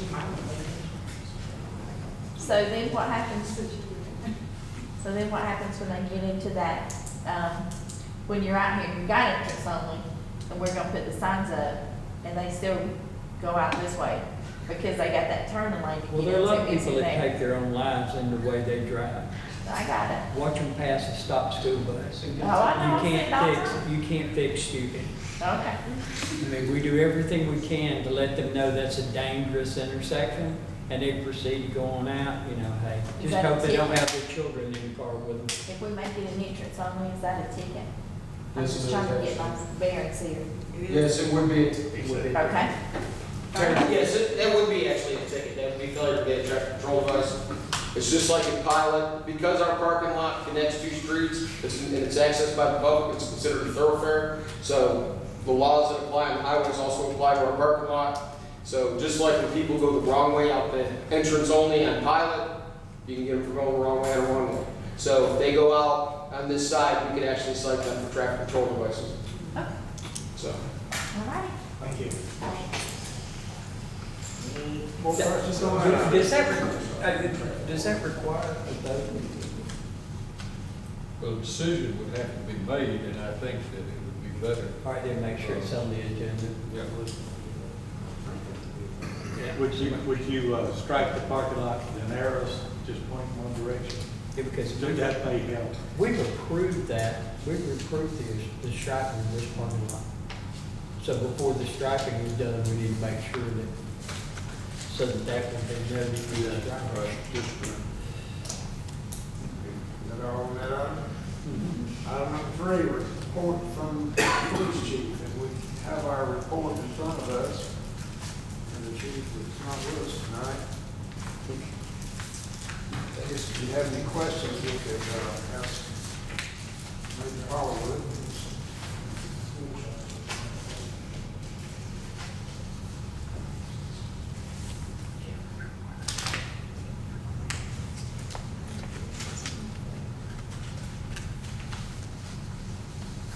Is everybody good with the police report? Good to go. Move along. Item number 4, reports concerning code enforcement activities and the recent receipt of several applications from candidates to fill the vacant code enforcement officer position. Mr. Schuyler and Mr. Osborne. Well, code enforcement this month, the big event was, of course, finding our guy guilty out there on Madison Avenue. The judge pretty much gave him a really good right at. Fined him $250 and said it could easily have been $1,000 for every car that he had out there, plus jail time, all this kind of things like that. And I've been going by there and I haven't had seen anything, and I haven't had any criminal complaints, whether written, calls, texts, or anything like that. So I think we pretty much have that problem solved. Only had opened three cases this month, and they all involve accumulation. Of course, as far as codes go, we had the building fall down, the old Temple Automotive building right there. And I spoke, immediately after it happened, we spoke with the owner and got compliance with him. He said he would take it down, and he did. He took it down this past, last Sunday? Last Sunday. And no further injuries or damage to the area. Going to be asking the council, as far as enforcement on one of the MS Force issues that we have that's coming up under Public Works, we had budgeted for a fat oil detection capability. We had it in the budget, and part of our MS4 is identifying intrusions and what's that word, Bill? That IDDE, detection and elimination. There we go. illicit something. Illicit dumping and detection and elimination. There we go. Illicit dumping and detection and elimination. And this is the device that's going to help take care of that, and that's going along with our stormwater master plan that we approved with EPA just a few months ago. So I think all the equipment altogether is the main piece of equipment is about $12,000, and all the other little accoutrements that you need with it are about another $3,000. And so that would help us put in compliance with what I'm going to discuss to you as the Public Works Director, is the watershed program, protection program. And other than that, that's all I have to report on codes. The test kit will be used for codes or Public Works? It'll be, well, Or both? I took over the FOG program when I first got here, but the FOG program is supposed to really be under Public Works, because it's all part of the sanitary sewer system. So when I was over there working on codes, I was working that FOG issue, but now that I'm down at Public Works, I'm sure I'm gonna be taking that FOG issue with me. Well, is the test kit something that we need to put on the agenda? Yes, I would like To that. vote on, because I think, I recall you saying that you weren't ready for it yet. Well, and that was last month. Yeah. That was last month. And then when I say get it on the agenda, it don't have to be the September, it could be the October one. I just wanted to get everybody starting to think on that, that we're gonna have to spend that money in that category. That was what, $12,000 expenditure or somewhere like that? Right, and a little bit more for the expendables that you use. You know, there's those tubes, and there's a heater that you gotta heat it up to, and then then we have the tester down at Burns already, so we didn't have to spend the money on that. You know, it just does all the processing, so you can see what's going on. That's something that we can use from now on. From now on to the end of time, as long as it holds out. And look at the warranties on it. It's got a typical 1-year warranty, just like any other equipment does. But it's a unique item, and it's made by Hanna Instruments, so there's no other way to get hey, does anybody else make this stuff? I did a lot of research. That's the only thing out there that does it. And most of Vernon's equipment is made by the same people that he tests with, all the testing facilities and everything like that. So, Is that something that'll be more usable than what our water line locator was? I sincerely hope so. I know that with, what we're supposed to be doing, yes, we have about 20-something bog permittees, and we should be testing them. If we don't get a response from them once a quarter, maybe about every 4 months, we can inspect them and then charge them for that inspection. And we haven't said how much we're going to charge them for, but I'm sure it'll be the expenditures plus whatever else we got to do. So we won't be losing money, but in the long term, we should be breaking even in probably about 3 years, or depending how often we use it. One more question. The demolition that was done, that was permitted by the people that... That was permitted by the owner of the property. Okay, Dean Brothers, I guess, took out the permit? No, the property owner. KRG bought the property, KRG took out the So permit. the city really wasn't involved in it other than just the permit? We got involved in it as an afterthought. Nobody coordinated with us that Sunday. So they started doing some demos. Dustin was out. Dustin came up on some stuff and said, hey man, I need to close some of these streets. He called me up. I got out there. We closed the streets, but we were totally reactive. We didn't have a chance to go proactive, so consequently it wasn't as efficient as it should be, but nobody got hurt. But shouldn't it have been the contractor that would handle the safety part of it, as far as putting out the barrels and the cones and And that's exactly how it should have happened. But it shouldn't have been the city to be responsible for that. Right, it shouldn't have been, but he should have coordinated with us. Right. What should have really happened, and by the time, it was already going on by the time they coordinated with us. That was my thoughts. Yes, sir. Where is the breakdown? The breakdown was on their part. I mean, we I permitted it. understand that, but when you're supposed to get a demolition permit, correct? Right. So on that, it just makes sense to me that the date the demolition is going to take place would be on that permit. But you can get the permit demolition it's up for the whole time you have your property. It's the same permit that you get on your property that if you want to tear down all your trees, you get the permit and it's good for however that permit's good for. There's no time limit on it. Okay, I understand that. That's not my question. My question is, if the demolition is going to affect the property owner on the left or the right, or the owner is going to affect our street, should that not be in that permit for them to designate when they're going to do it? So that somebody There should should have just been, make that's sure exactly what I that was things saying. are appropriate. Because my understanding, if Dustin hadn't come up there and just... We wouldn't have known anything we wouldn't have about it. known. So here would be walls going down next to our street. What I don't understand is how that could possibly happen. How somebody could have a permit to demolish something that, even if it's next door to my house, that I wouldn't have some kind of warning that they're about to collapse something near my property line. Make sense? Oh, sure, but So- what the problem was, there was no, and that's what I said, there was no coordination. We didn't know it was gonna be tore down that day. But if that demolition permit stated that, But it doesn't. well, then that's where the problem is. The problem is with the permit, we need to redo the permit. Because if you're gonna take down a building, I mean. But then again, if you're also in a, let's say, a R1 area, and you're gonna take down an old barn that's back there, you don't then get to. that's not going to affect the next property owner or our streets.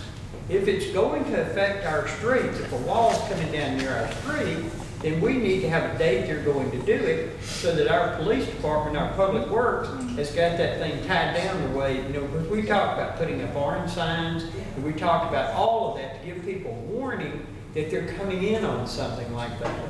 So if we got a document that we're using that's not giving us the information we need, I want it there, because I don't want to rely on who's ever doing the demolition to call the police and say, hey, I'm tearing down a building. But that's part of their permit, they were supposed to coordinate.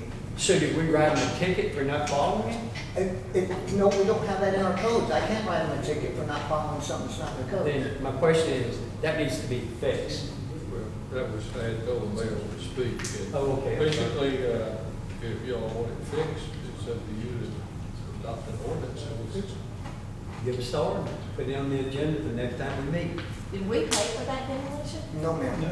The property owner? Put it on the ordinance on the September the 9th, we want it fixed, but I at least want the council to have time to discuss it. But I think, But yeah, so have an ordinance for us to look at on the next council meeting, which is what? September the 9th. September the 9th, have a new demolition ordinance that gives us protection so that if we're going to pay somebody to be out there, I think they're, demoing it, they should be paid for that. Well, I think that's what I was just gonna say. Or the permit fee should be enough that it covers that.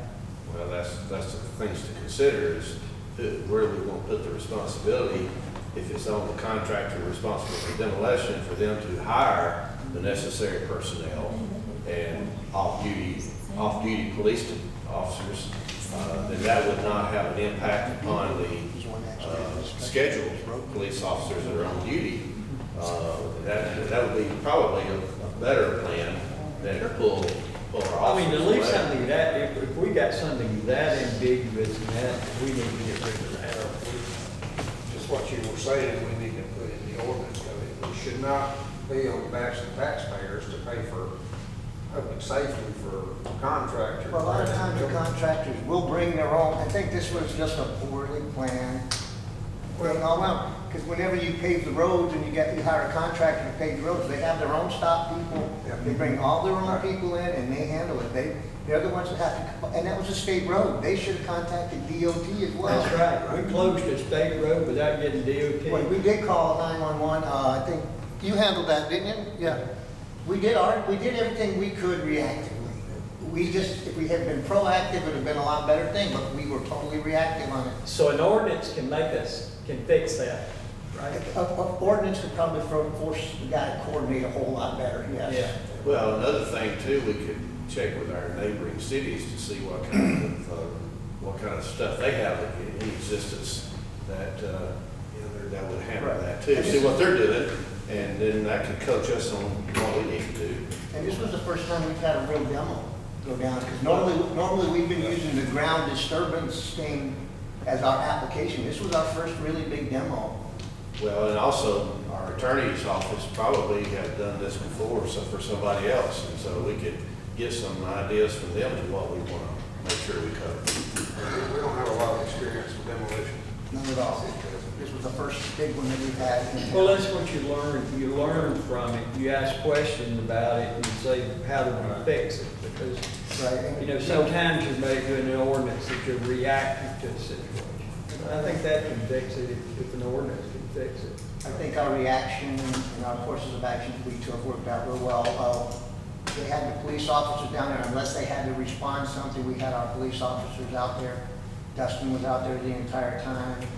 And for being reactive, it started out ugly, but it turned out okay. So what happened on the other building that was caved in across the track there? Did we have anything done yet? On that building failure? I was just starting codes in.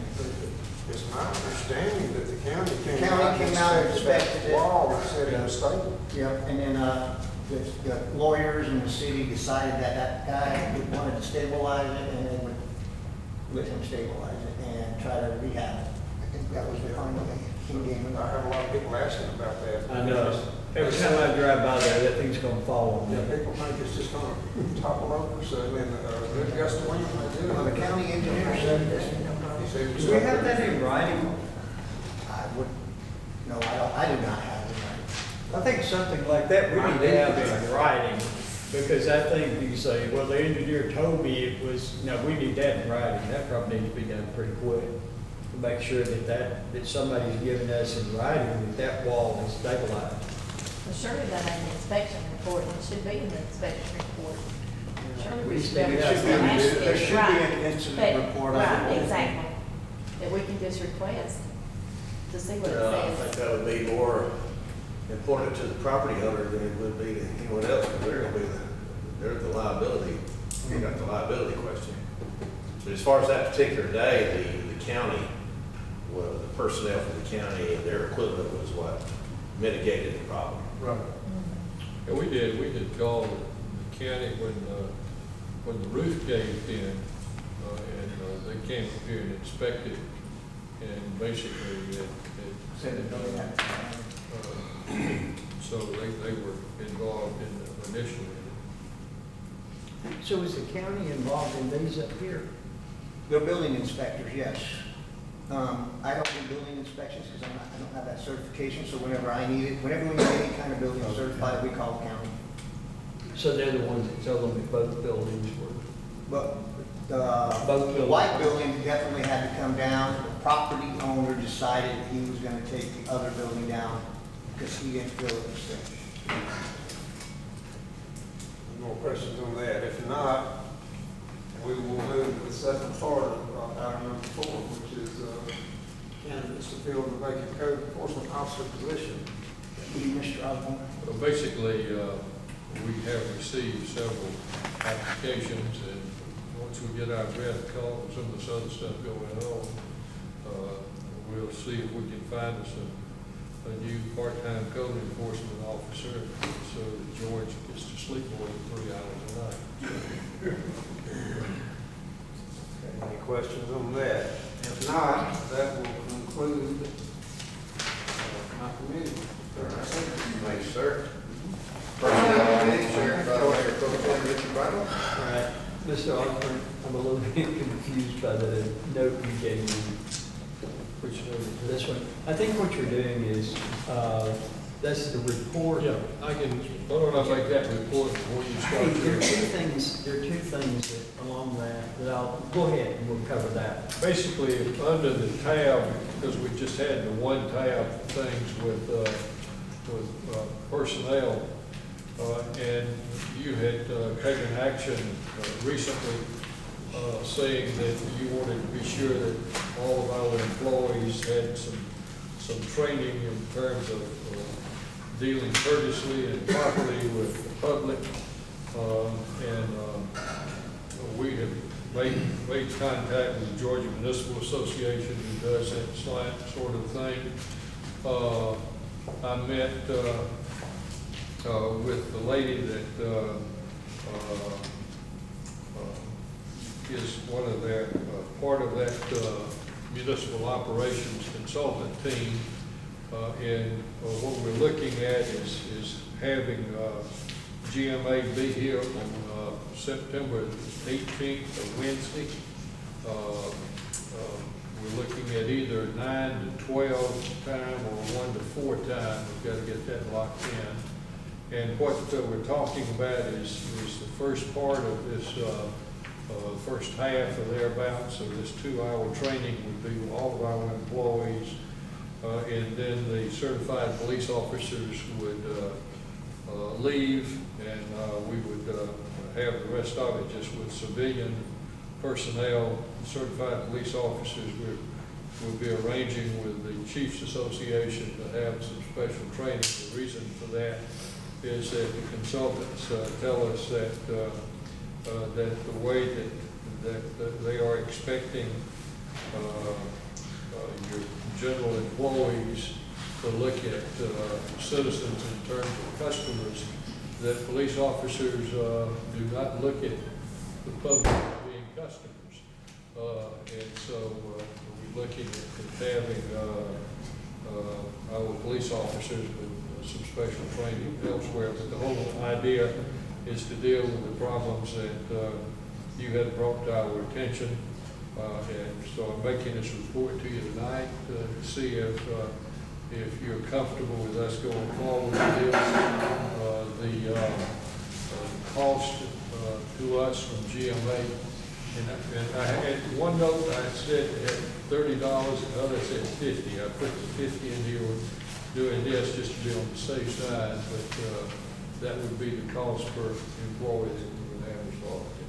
So, if there are questions, I'm glad to try to respond. Okay, Howard. I understood you to say that the police officers would be there for the initial seminar also, and then they would leave. Is that correct? So, Basically, the curriculum that's set up for the 4-hour period would be such that they feel like that the first couple of hours, the curriculum would be somewhat equally applicable to all employees regardless of what departments. But there's some aspects of the second part as they're looking at it, as I said, a little facetiously, but also seriously. If you look at your police officers on the job of being out there on enforcement, that's a different type of situation than your employees got that be there in public works or in City Hall, anywhere else. And so when we talk about customer relations, customer service, from what the people at GMA were saying to us, that they feel like it would be more effective for the certified police officers if they had a session that would be done through the Georgia Chiefs Association, would focus on law enforcement personnel, and that they didn't think that they would benefit that much from what would be going on with some parts of this, and they thought, frankly, that their participation might water down what they were trying to do. I guess the question that I want to get answered is, are we going to have to pay $50 per officer to come to this training and then pay them to go elsewhere? Or we're going to be paying double for the officers? Well, I can't answer that now because I don't know with the Chiefs Association what their charge would be. We can certainly, with GMA, I think it would be appropriate to talk with them that, and it's possible that they might not even charge for our certified officers. We have to have a minimum of 12 people to participate before they would do it. So, so it may well be that since the officers, I might argue, that since the officers are going to be there half the time, we ought to charge them half price. And GMA might be real to do it then. But in terms of a definite answer, I can't give that to you. Whatever the charge is, it's going to come out of the police department budget. Well, I would think that all of our departments, we look at probably coming out from each department in terms of training. But wouldn't we, it makes sense to me that you can't do that in one session, because you can't have the entire police department in a session training. Or even from the other departments. But I'll have, Now, it could be planned so that, you know, you have, it could be planned so that you could accommodate most of the departments. and it's possible that, because those were the times that they told me it was either or, but it may be an either or for each participant. So they may be here all day, and you would have some of your employees in the morning session, some in the afternoon session. That might be a good deal You too. have to keep shutting everything down. Yeah. Okay. And along that line, our new personnel policy has a mandatory drug testing for everybody that works for this city, as well as physicals on a rotating basis for our police department. Have those been set yet? Nothing at all. We probably need to be getting on that, right? Because that's been in place, so who would do that? Do you do that? Or Chris does the and chief? I get together and talk about that and then see what else we need to do involved with, as you say, the police department under actual drug testing. But the way we're set up, that I have certain responsibilities in terms of what would be an HR department, most of the day-to-day operations and details done by Chris. Yeah, but most of that would be done through, what is it called? Tanner. Occupation, yeah. Tanner Occupational, right? Yeah. They would be doing that. Chris, Yes. only with, I know we send people over to both, when we got new employees coming in terms of the testing, we give them, what, 2 or 3 choices where they can go? It's all through Tanner Urgent Care. They can go to any location in Vernon, Billerica, or Carrollton. And I have contacted them about the random drug testing. No one has gotten back to me yet, but I will try to get in touch with them again. Is that Tanner, Tanner Occupational. Tanner? Because they'll do the physicals as well, right? Yeah, they should. Okay. All right. I have a question. Okay, Is it- I'm sorry. You're fine. Is it in the employee handbook too about our 2 motor vehicle things that we talked about, the insurance? You know, we were gonna ask employees at least twice a year, they bring us a copy of their motor vehicle thing if they're driving a city vehicle. Is that in the personnel policy? I'm not sure. I think what we probably need to do, because we've had some changes made, and we've talked about what we needed to do, but we haven't actually done it. And so we need probably to just be sure we got as current a copy as possible. We might need, that it might need to be added, because this ordinance that's coming up next, that we haven't adopted yet, that ordinance might be the place to put that. Because this is just kind of a cleanup ordinance. Might make a move to that. Anybody else have any questions about it? You have a copy of it in your book, the ordinance, and we covered things of that nature that didn't get covered in the personnel. So it might be that we need to have it would actually be an E. And what would it need to say? That every employee must submit a motor vehicle report if they're driving a company vehicle, city vehicle, twice a year for our insurance recommendation. Twice a year? A city vehicle, it is twice a year? That's good, right? That's a lot. You need to be more specific. Is that every 6 months or? All right, every employee driving a city vehicle. Well, you're gonna put it on their anniversary date. I mean, if somebody's hired in March and they do it, you're gonna require them to do it before the end of the year and then back again in January? Or I don't care how you do it. I'm just saying it was a discussion we had. All right.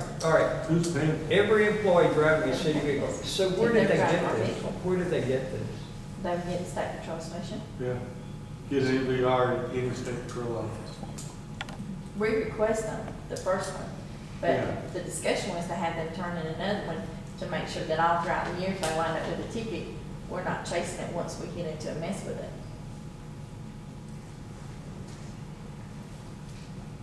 So it costs anything? It would Yeah, cost it the costs. employee, I think it's a $7 fee. $7 or $8, something like Yes. that, maybe 15. I mean, even DOT doesn't require one but every 2 years. And the main thing about that is, even if it gets a ticket, Right. it's not gonna affect your insurance. It will affect if he's driving a company vehicle, and it's a police officer or somebody like that. Depends on the kind of ticket he gets. Yeah, Well, that was the reason. but a lot of it's because I've seen, like it with DOT, a guy get his license canceled. I mean, for lack of insurance or something like that. He doesn't say anything about it. You find out you got an employee driving without a license, a valid Once he license. has a wreck. You know, or they pull them over, Right. you know. That's the important thing about that right there.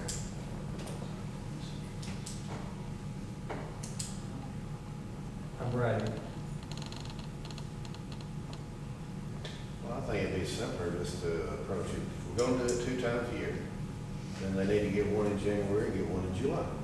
Well, I think that if we would just do it one time a year and on the employment anniversary.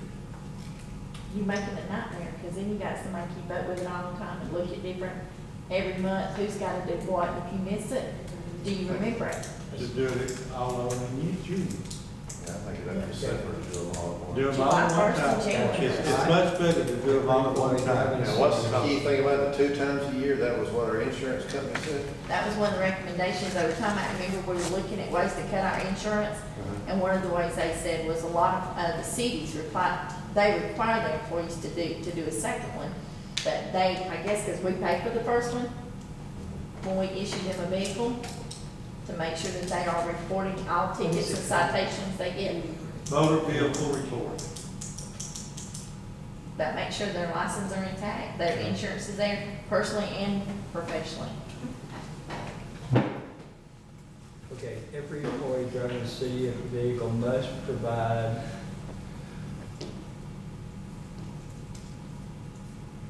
a MVR, Report. Motor vehicle report. Right. yeah, that's the report, ready.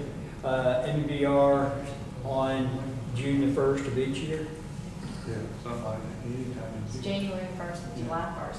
So, or that is something else, so let's bring that up. Are we gonna pay for this and we're gonna require it? Are we gonna let them require both? I mean, I'm asking. We Okay, I know already do that you're as part of our calling. hiring process. But part of our hiring process is they have to submit a 7-year MVR, then we make them pay for it. You know, it's like you said, it's only like a $7 or $8 charge. or something like Is that. it once a So, year? well, the only time we do it is when we hire. We don't do another one after that, because they're supposed to report any citations you get to post. So, and now with the newer officers, I can't remember the date that they started it, but they have to renew, they have to recertify every 4 years. So they're having to do that every 4 years along with criminal histories when they recertify their post-certification. Some of the old folks like us don't have to do that every 4 years. But most of the newer ones, Jonathan. So you say this would put a burden on the officer? No, I mean, well, they gotta do it for post every 4 years, but when we put somebody through the hiring process, we make them get us, because we cannot run This would somebody's require driver's license. between June the 1st and June the 30th, they present one. I don't think it would be that much of an issue, I mean, You're talking about once a year, and she's talking about twice a year. I'm talking about twice a year. Well, do we want twice a year? Well, she's saying That's that's the the only way we discussion. get our cut, No, that was benefit from one of the, insurance. that was one One of of- the one things of- That that, don't necessarily mean they're gonna cut the Right. rate though. it doesn't necessarily mean that, necessarily mean they would raise it if we look at it close enough. So if you get that MVR report, it shows he's got a speeding ticket, can you turn that into the insurance company? If he's driving a city vehicle, it's up what you want. I don't know, That's I why I wanna, said I wanna change. take action with him to get a Sounds a speeding bit ticket. ridiculous. Speeding ticket. Let's follow up with Preston and see if that's, Okay. if 2 times is really the key number, because I Right. believe that does sound like a lot. But, okay, then let's answer my question, are we doing it once a year? Chris, do they get an MVR every year? That's what I thought. I think we should. I think once a year, I think At least once a year. Once a year. do we have any policies that state that any employee that operates a city vehicle has to report any citations to the city? Kind of like post That's up? what it should be. I mean, that would be a suggestion there. Yeah, And that way, if you do it annually and you find out that somebody got a ticket that And that he they didn't didn't report it. report back to the city, then you could discipline them through that way. Exactly. Any Good idea. employee who drives. Part of that is that, you say who drives, Who's in possession of a city vehicle? If you're driving it home. if but you're the driving deal it to is, work. it's like, at any point in time, any city employee could be driving a city vehicle. Right. So you couldn't say any employee who drives a vehicle, you just say any employee who Who's assigned? receives a citation, a traffic citation, is that what it's called? Well, let me tell you what companies are doing. If I drive my car for personal, if I drive my car for select medical, I have to have select medical on my insurance policy. On my car insurance policy. So that's why I'm asking.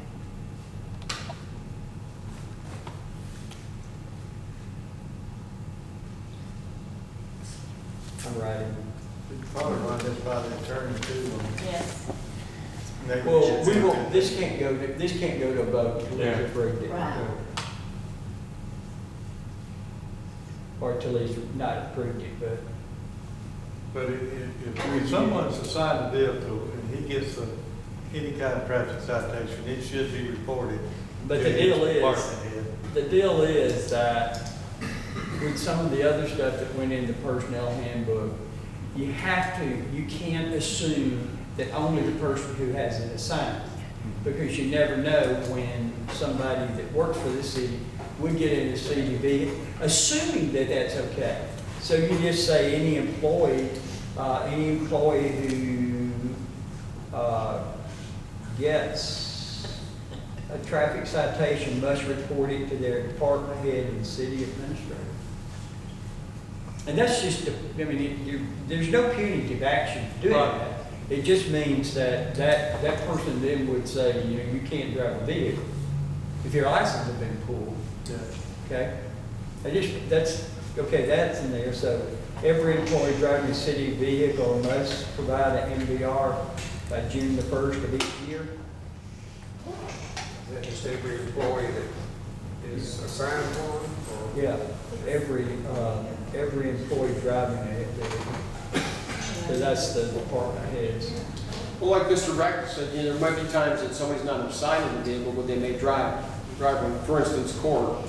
The court clerk will use the pickup truck to take all the paperwork, all their stuff over to court, since we have to travel to the rec center to do that. But they don't have a vehicle assigned to them, but there are times that they operate vehicles. Everybody would have to drive. Yes. There's already information in the employee handbook regarding MVR and license review and motor vehicle record checks. Gotcha. Page 35 and 36. Gotcha. All right. So that probably, what does it say exactly? Yes, sir. It says,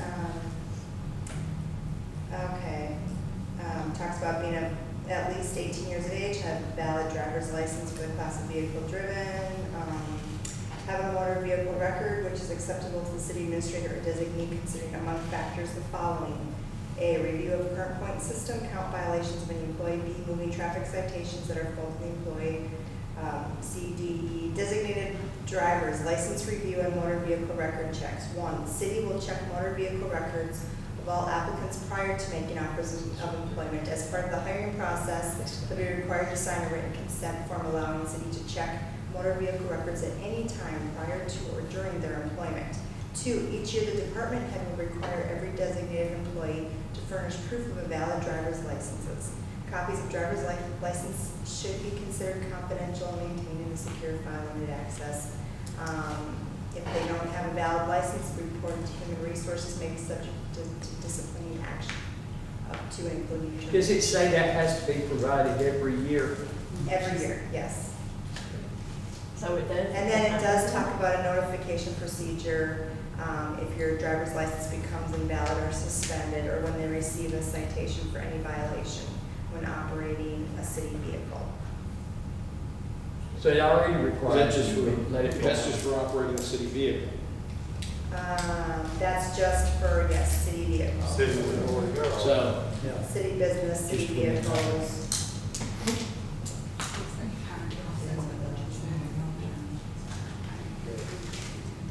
Okay, that means, if I heard you correctly, that means that everybody has to turn in a copy of their driver's license every year. Every employee. When you do an annual review, that would be. When you One of the collect things you check is driver's license.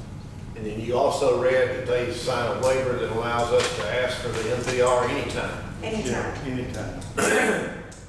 But do we, now, it's not, with this, we're actually saying that on top of that, they'd have to provide us one every year. Do we want that? Do we want, that says if we ask for it, that gives us permission to do it. This says that everybody has to do it. I say you got John Ford, one called us all in every year is what you should be doing. Just saying. Well, the way that's worded though gives you latitude to do it anytime, as many times that you may seem motivated to do it. So you can ask them to do it once a year and you're still within the wording that you've already got. And I don't think you want to limit yourself to just once a year. But if we don't put that down somewhere, somebody's not going to do it.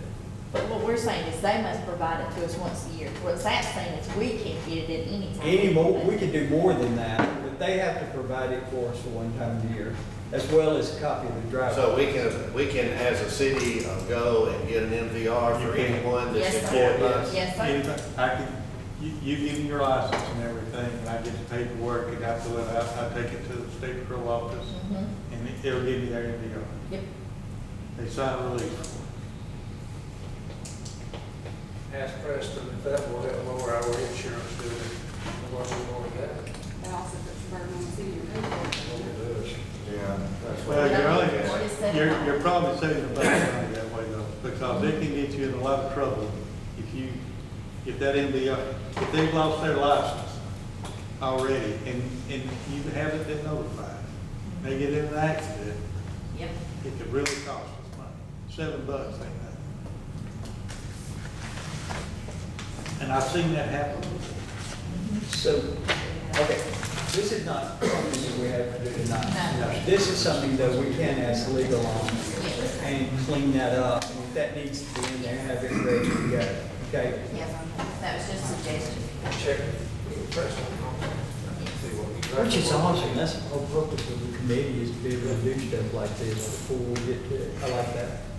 All right, so I've got this down, and I'll clean it up so we can get it to McCray and they can look at it. The other thing is, there are two things in this ordinance. If you go to the front page, section 1, and flip, I want to make sure that if you approve this ordinance, you know what you're approving, okay? Right now, there are two ways that we give employees a raise.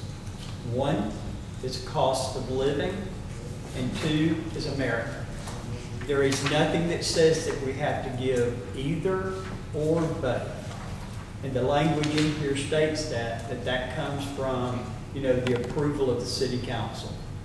The way this is written and the way our scale sets up for merit pay, that we would only be able to give that raise in increments of 3%, 3, 6, 9, 12. Because it divides it out and it appropriates it that way. That does not stop us. I mean, we could not give a merit pay, and we could give across the board raise or cost of living raise at any amount that we want to. It's just our merit is set up based on increments of 3%. Does that make sense? So again, if you say, our ordinance, if you said, well, let's give them a 5% merit this year. No, you couldn't do that because the ordinance is set up for 3%. You say, oh, we don't have it in the budget, let's just give them a 2% merit. No, you couldn't do it. You could give them a cost of living, which would be that employee would get every penny of that. If we give him merit, like I say, based on 3%, they have to follow this criteria to get all 3%. Does that make sense? But they can still get less than 3% if they don't meet the criteria. Yes, Correct. yes. But the maximum they can get is 3%. Correct. That's basically the way it is. It has been. But when we pass this, you can't give a 5%, you can't give a 5% merit because these percentages don't work. That is maximum 3. But you can give less than 3. Yep, it's a cost of living. Okay, so I have a question. So in this thing, it says, all employees will be evaluated and will receive their cost of living increase, which is what you just said, within 45 days of their employment anniversary. Right. But then you wrote in and any merit increase. No, that was not me. I don't know Okay, where so that we need came to from. take that out? I think it's still, I think it's still because cost of living and merit are given on, maybe we do need to say, cost of living or merit, will be given within 45 days Of the anniversary. of the anniversary, yes. And I gotta go back and see how that looks to be the best. But that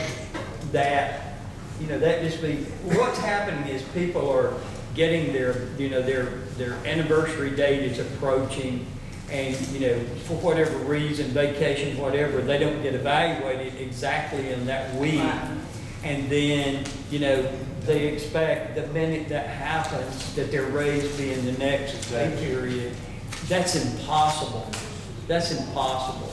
So this just gives a little bit of a breakdown to give, the raise would go back retroactive to the anniversary, but it would take a little while to get it in place. Okay, so I just want to make sure I understand it. So their cost of living is across the board. So we're going to give that to them regardless. Their merit raise, though, is only offered based on city council action. So does that mean? Yep, both of them are added by city council action. Okay, well, this just says merit pay. Merit pay may be offered based on city council action.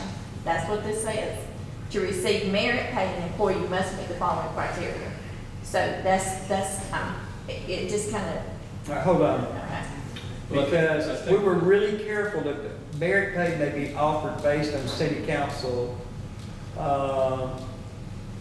We were very careful with that because we do not have the power by ordinance to do that. That can only be done by the city council, and that's by the charter. So. Okay, that's what I'm saying. It's saying by city council action, but the cost of living raise is not tied into that, right? Yes, it is. Okay, so you want the cost Cost of of living? living, yeah. Well, Okay. the wording that you have in D is limited just to merit pay. Right. Okay. But that doesn't mean that in terms of cost of living, you may want to put in an extra number because D then gets into the different divisions. All right, within it should be, all right, D should cover cost of living, And not and E merit. will cover merit. Okay, cost of living. Which one? D. D would be cost of living is based on city council action. Then E, merit may be offered. It would say the exact same thing, but it would say cost of living raises may be offered based on city council action. Merit should be cost of living. Yeah. Well, no, it's actually how, there, you would D, you'd leave D, you'd create a next one to deal with cost of living. Cost of living would be a separate, would be E. Okay, you're gonna have E. Yeah. Cost of living may be offered based on city council action. Action. Because the Okay, pay they're is both- established They're both in. reading the same though, right? Yes. But the reason I say keep it separate is so that you know that merit is based on that percentage scale. Does that make sense? Okay, now do we still have to take action on the merit, or is this? But at the end of it, when the budget is passed, that budget would include, the budget would include merit and cost of living, or it could be nothing, no raise, or it could be merit, or it could be just cost of living. It does not bind us to give anything. Okay, so It just says if we do, Okay, so we would set that when we set the budget. when we set the budget. Okay, is it gonna say that in the ordinance? Yeah, that's what it says, based on city council action. That means that it has, It doesn't mention anything about the budget, but that's what that is, right? city council action. Okay, so Richard, does that mean then that we get, who comes to us and says, Richard was a good boy, so I think he needs to get a 3% increase? Are we gonna see your evaluation? No. And Holly, she's not been very well, so we're just gonna give her one. No, that would be between the department head and the city administrator. But then we're voting on it, because it says by city council action. Yes. But what we're All right. voting on is the budget to give us. Yes, the budget, here it is, the budget that we're start working on now, Yes. the department head who's developing that budget, who's developing salaries, should take into consideration that there could be 5% given to each one. But you see, it happens at the anniversary. So somebody could get it on January the 1st. Well, they probably won't have it on January 1st. Somebody could get it on January the 2nd, and somebody could get it on December the 31st. So it's kind of, but the money is there in case they earn the 3%. So the department heads are gonna be instructed to make sure they put cost of living and merit raises in all their budgets in case we give it to everybody. And And we're then when gonna, we do the budget, we can take it out. okay, and we're gonna set the cost of living raise to give them, or we're just gonna assume it's 2%? No, we said it. Okay. We've been functioning for, gosh, forever on a 1.5% cost of living and a 3% merit. That's what we've done for, oh, I don't know, 10 years. Okay. I think, there may have been some more in there. But this, what this does, this ordinance takes the employee handbook, and it tries to capture those things like, I thought that it would be, and then Howard agreed with me because we've been working on that. We needed to make sure that we had adequate forms, that people were following the same. If you're going to be out and you know it, you should have that form turned in so that everybody's aware that you're going to be out. Make sure you cover. And that was another thing, I noticed in the book, it said 2 weeks, on this it says 2 days. It says you will notify us within 2 days, but I thought it was a 2 week. No, it wouldn't be 2 weeks because you wouldn't know you're going to be sick. No, it says you must submit requests for absences other than sick leave 2 days prior to the first day you'll be absent. So if I want to take a vacation 2 days before I want to take it, I just give it to Craig. Hey, give me on the page. All right. So center ways of the, It's on senior the- temple absence request form. Yeah, Oh, it's on the form itself. right, so I Oh. thought that was supposed to be 2 weeks. They were supposed to have it approved in 2 weeks prior to taking the first day. You got that, are you getting that? Is it not 2 weeks? I mean, I thought. I think it is 2 weeks. Okay. But there's always the Right. thing that if you get sick or you just find out that you gotta be off. and, Right. You know, you gotta take the kid to the dentist or whatever the case may be. Chris, Yes, sir. did you catch that? Yes, sir, I've got Edit? it. Okay. All right. And needless to say that if is there anything else, because this will be cleaned up and if this is approved, it'll have that E on there too about the turning in. That's fine. And then, I think it sounds as if all this is going to stay the same, so we can still have it. I Right. think, but with it being that far away, we should be able to have this ordinance. Okay? All right. Was there anything else on this one? I didn't see anything. I don't think so. All right, does anybody else have any questions? I know that's cold, that way it's coming right from the chimney. Pay scale, is it still partly used in that position? All right. Any other questions? Okay. That takes care of that. I go to recreation. I lost that. Recreation, hot dog, new kid on the block, come on down. You see what we do down, you better be ready.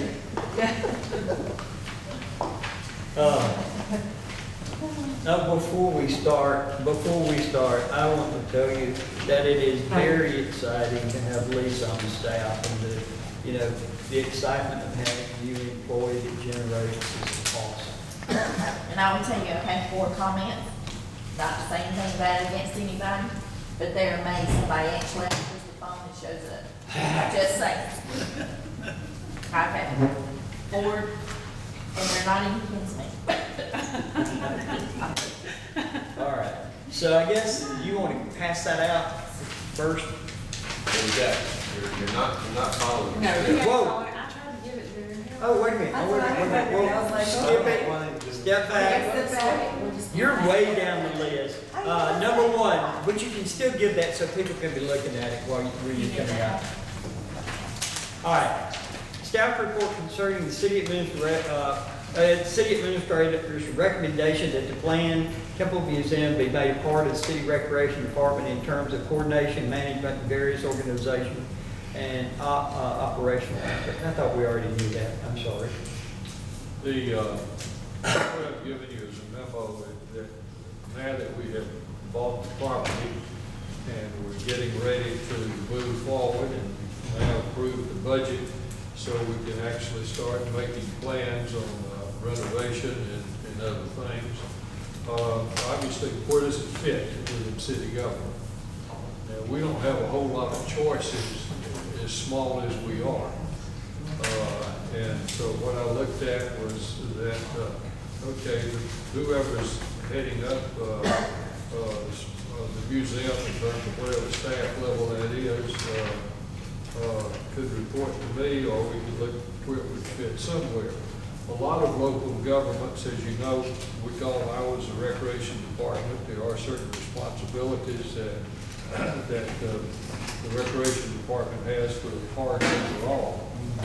But looking at Lisa's personality and the way that she works with people, her interest in coordination and communication, I feel like that what we need as we move forward with this is somebody not to keep her tied up all day on it, but to provide the guidance.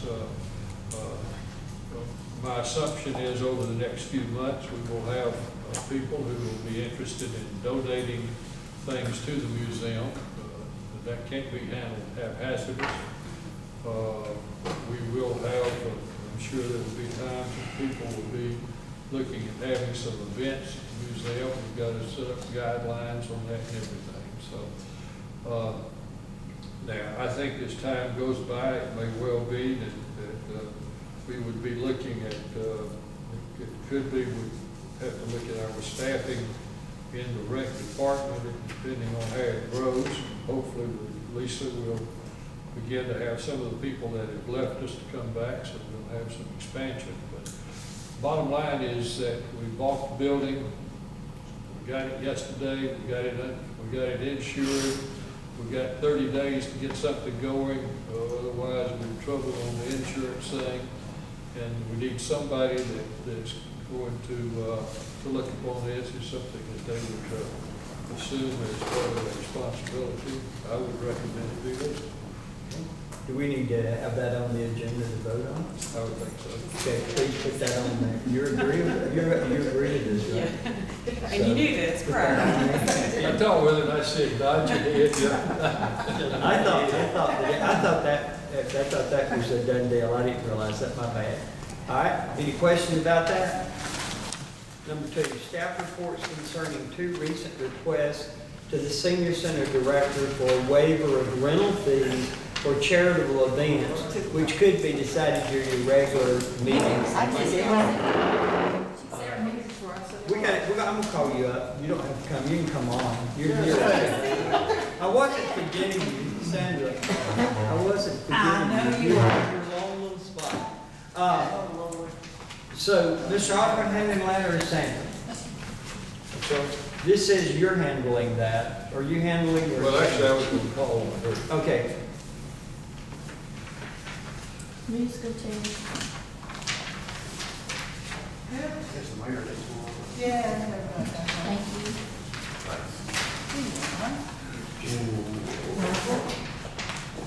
How old is he?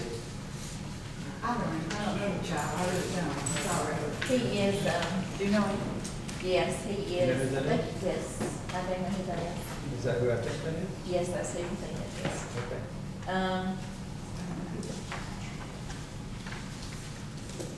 But they want to come before the, they want to come to the meeting in September 9th. They want to come before the. I abstain for any discussion of that. I would, yeah. You need to abstain.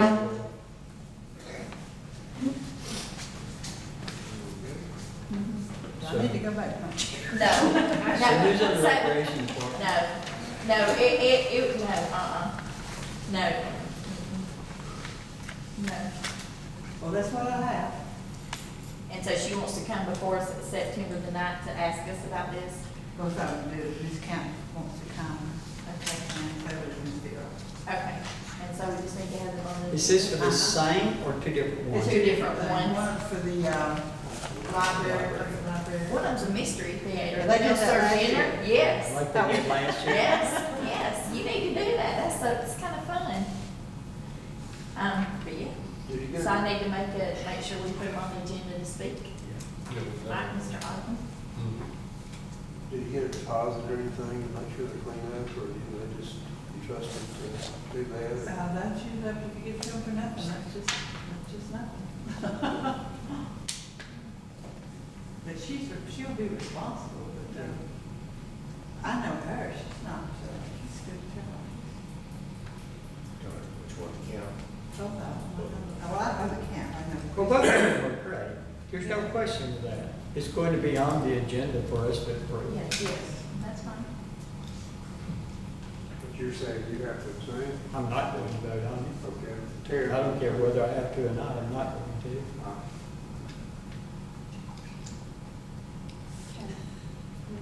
Yeah, let's go. By the way, seeing this, I know that the rec department has been giving permission for things to be done without it coming to the city council. And am I right that any kind of fees are to be waived, the only people who can waive that is the city council? Should be. So that anybody that's loaning out our facilities, it should come before the city council, right? Yes. Okay, all right. All right. Any other questions about that? Yes, we're not finished. Okay. Number 3, staff report concerning the possible repainting of the parking spaces adjacent to the rec department and senior center. Most recently, across the street, the police department, they had those parking spaces painted. You authorized us to do the same here at City Hall. Fellow apparently has been very busy. Thought he might get it done this past weekend, but we should be getting it done very soon.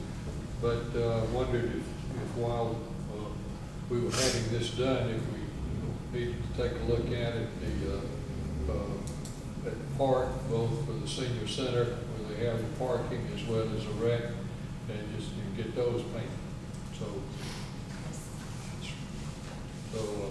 if you want it on the agenda, in the meantime, you can go out and look and decide. If you don't feel like you want to do it, vote it down, or just not vote on it. Have we got an estimate? No, I can get you an estimate. They charge it, I can't remember what they charged at the PD. It's $850 for what they're doing here at the city hall. Okay. So then put it on the agenda. Get a cost and put it on the agenda and find out if we can get it done. If we vote to approve it, get it done before the festival. Yeah, definitely for the festival. Nice and neat up there. Yes, that'd be awesome. That'd be fast. That'd be awesome. All right.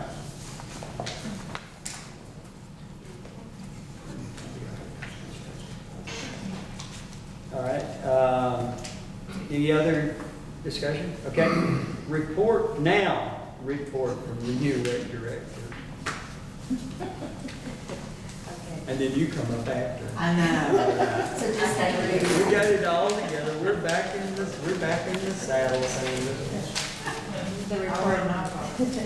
The report just has what we've been working on the last couple of weeks, but the bold items are the ones that I wanted to bring to your attention, and if you have questions on anything else, you can go ahead and ask that too. But repairs, Field 1 power pole, it's tilting, and I had Georgia Power Engineer come out and look at it. It's the shell. It does need to be replaced. They completely replaced. They will not supply the 90-foot class 2 pole. We have to provide that. They have offered to let their Georgia Power truck come and the guys come and set the pole for us, but we have to provide the services to remove the current lighting and electrical, put it on the new pole and put it back.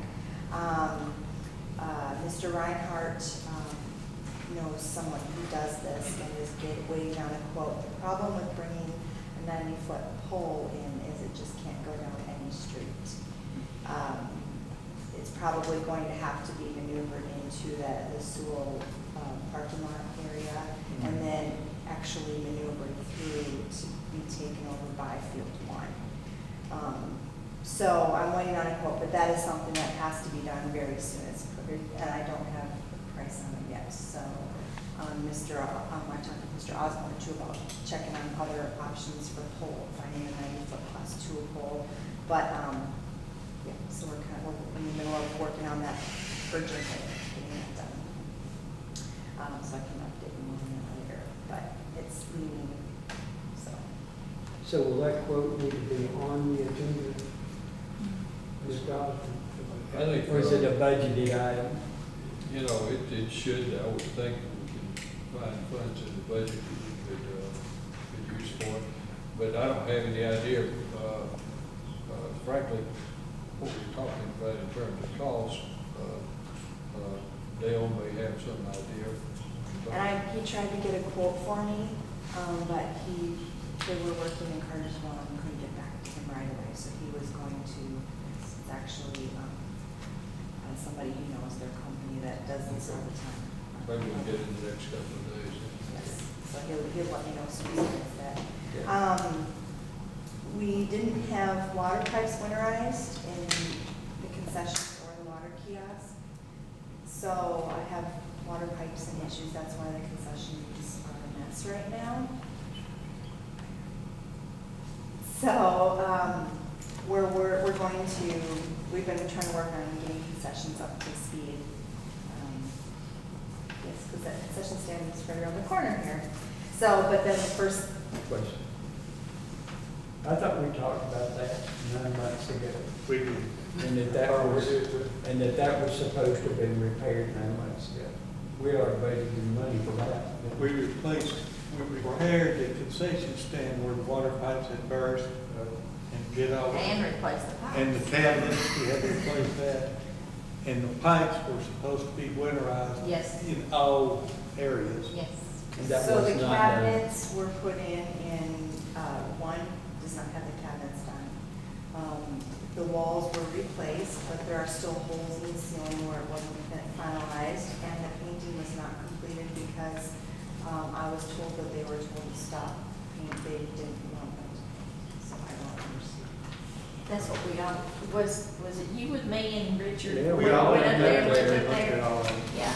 Well, what you got is that, now, we did, as you know, there came a time that we did put a moratorium on doing things. June 1st. But insofar as doing what Lisa's talking about, I mean, we've got at the moment $41,000 in concession building and bathroom renovation funds that y'all have already approved. So it'd be just a matter of, And we hadn't got it, we didn't use any of that last year, this year so far. the only thing you've done this year was $3,670 according to the Okay. report that we presented to you. Alrighty. Okay, so, in other words, this all can be done immediately? Yes, in terms of the capital budget, obviously 41,000 is what you've got on here, and when you talk about the renovation on the bathrooms and the concession buildings, but all of that will be in whatever order you do it, so what Lisa's talking about certainly can be moved Now, forward to do. we were talking about a set of those restrooms being made where they could be open all the time and to make as vandal-proof as possible. Is that in that as well? Well, whatever would be done in the restrooms on renovation would be included in the funds that we've got. Now, I can't tell you that there would be enough of everything that you want and that needs to be done, but. But Lisa start can somewhere, so prioritize, we got- Lisa can prioritize it, right? Okay, so that can be added on there too, to make that, because the whole deal is that one set of those restrooms are to be open all the time. And I think, they're all open all the time. and I think, There's no cameras. Mr. Chairman, that may be something y'all want to have a discussion on. I hear you saying that at meetings. I'm not saying your colleagues don't agree with you totally, but I don't know, in terms of all the time, I think they do. Y'all know what we're talking about, right? So that if there's something going on up there, there's a place to go take a bathroom break. Well, and the other thing we've discussed numerous times is that security system. We definitely need a security system. We have children unattended up there all the time. And there's a big difference so between all the time and whenever anything is going on. I guess that's my point. I mean, I totally agree being open if you got something going on, but are they going to be Okay, open every night from midnight to dawn? Okay, then you close the walking trails, you close it. Because here's the deal. I went up there Sunday afternoon, the whole park, the whole place is closed. There was probably, let's see, how many different fields were being used? I think there were 3 or 4 different fields being used. There was probably approximately, I could guess probably 35 or 40 people out there. Now, that's when there's nothing scheduled. I don't want those children or those pregnant moms to have to go out behind the building. And I think So we're that we in agreement. Right, so that when but you can't just have where you also have kids that can go up there with a rock and break a commode. So when you're talking about that, whichever one we designate is to stay open, use the stainless steel facilities so that it's harder to destroy. And I think that's important because I go up there all random times, and there's people out there playing on the playground. I've also been there. I was there just, not long back, when you're as a mom with 2 little kids coming up to find a place to use the bathroom. Now, luckily, I had just come out of the gym and I knew that one was open, but there was no activities going on in there. And I think that's what my colleagues understand, is when you do a restroom, it can stay open without supervision. And I'm with you on that. That's all the time. I think we're together. It would not be open when, like I say, when you shouldn't be in the park, probably for any good purpose. Which is what time? Probably, unless you got something scheduled, from Midnight about to 11 to 6. Well, if she wants to have an employee come back and close that at 11 o'clock, but all I'm saying, if you pretty much had one that was as vandal-proof as possible, then you wouldn't have to worry about it. It could just stay unlocked. Well, Okay. There is an issue that I don't want to get into discussion so much in terms of public safety issue. I think I spoke with the Carrollton Recs Department, and their parks per se, you can do dawn to dusk, they're open, or half an hour before dawn, half an hour after dusk, and the parks are not supposed to be used. Now, ball fields are a different story. So then you're still looking at ball fields, needing restrooms for those who are ball fields, but the parks per se, walking trails, whatever you have, that kind of thing is not, there are RT hours on that. Well, who cuts the lights off at night? Robert, Matt, whoever they Well, that'd be the keep person to lock them up. Because when the lights come off at night, So- everything should be locked up. So that would be somebody there to open them at, Whoever opens right the now it would park. be 7 o'clock, and somebody to close them at 8:30. A lot of times you still got kids practicing at 8:30. I know, that's the reason I'm saying. But if they're practicing, their lights are on. So whenever they come to cut the lights off, the park's closed. That's when you should lock everything up. But the issue is, and I don't know how Miss Lisa's doing it, but the issue is when Joe was there, they would unlock the lights, they would leave the lights unlocked, and when it got time to close the lights, whomever was the last one there did it. It was not a park employee. If they It did. was the coach, or it was somebody who, they said, okay, you can use, one pitch tournament, perfect example, one pitch tournament on Friday night, they unlock it at 5. When you need lights, you cut them on. When you leave, you cut the lights off and put the lock in. That's whoever's on the field. That is not an employee. That's just whoever remembers to do that. I've been up there doing it. So then whoever the last one leave, lock the door, the rest. Right. Well, I mean, but you're asking a private citizen to do it. That should not be done, though. Right, it shouldn't be done. Right. I'm just saying that's the Yeah. way it's been being done. Because you know, what are you gonna do, tell Robert, get out of bed 11 o'clock when he's working on Well, something? that's my question. If we got a lot of these restrooms, who's going to do it? Well, I'm saying leave one of my lot, I mean, I don't have an issue with it. I thought we were all pretty much on agreement on that. So that, no problem. I mean, if it's gonna be an I issue, ain't why not just pay for 2 porta potties up there? Why not just put 2 porta potties up there? If there's not enough Lock the porta. doors, we'll never have a problem with another restroom. I just hope we get those pipes insulated so we don't have. I know. This Big is bus. every year. That's crazy. Yes, I know. All right, moving right along. We'll be Okay. here. Moving right along. Baseball fields. We have some safety issues with baseball fields. I was looking at the field, I got some quotes, as you'll see here, and was thinking that if we were able to redo 2 fields this year, we have to take into consideration the sports being provided right now. We can't close, there's only certain fields that we can close right now. We have to look at the frost, we can't top dress the fields for the grass to grow when the frost is gonna hit. So we have a time frame of getting fields done. So I was thinking if we could redo 2 fields this year. Field 4, we don't have to have anybody on there because we can use field 1.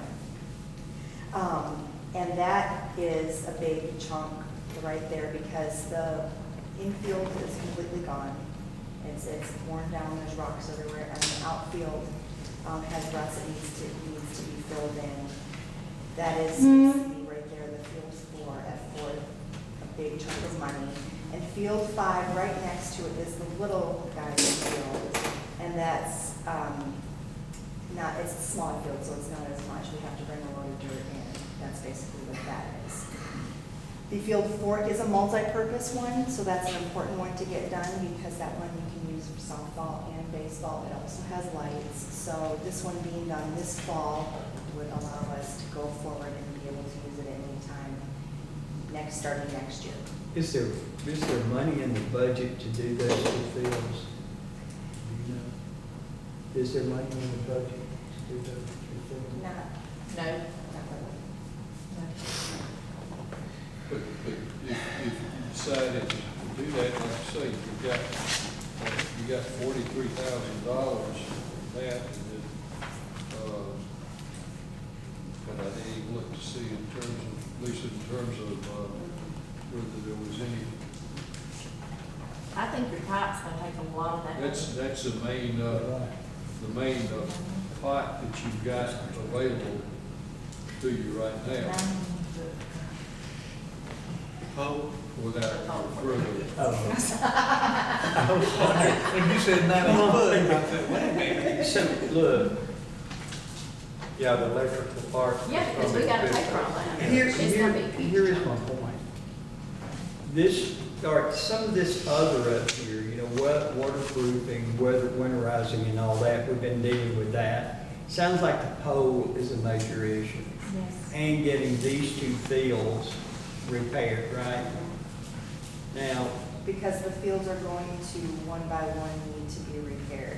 If I can keep going with that, field 1 is not as big of a deal, but we cannot do field 1 this year at the same time as field 4 because they're the same age group.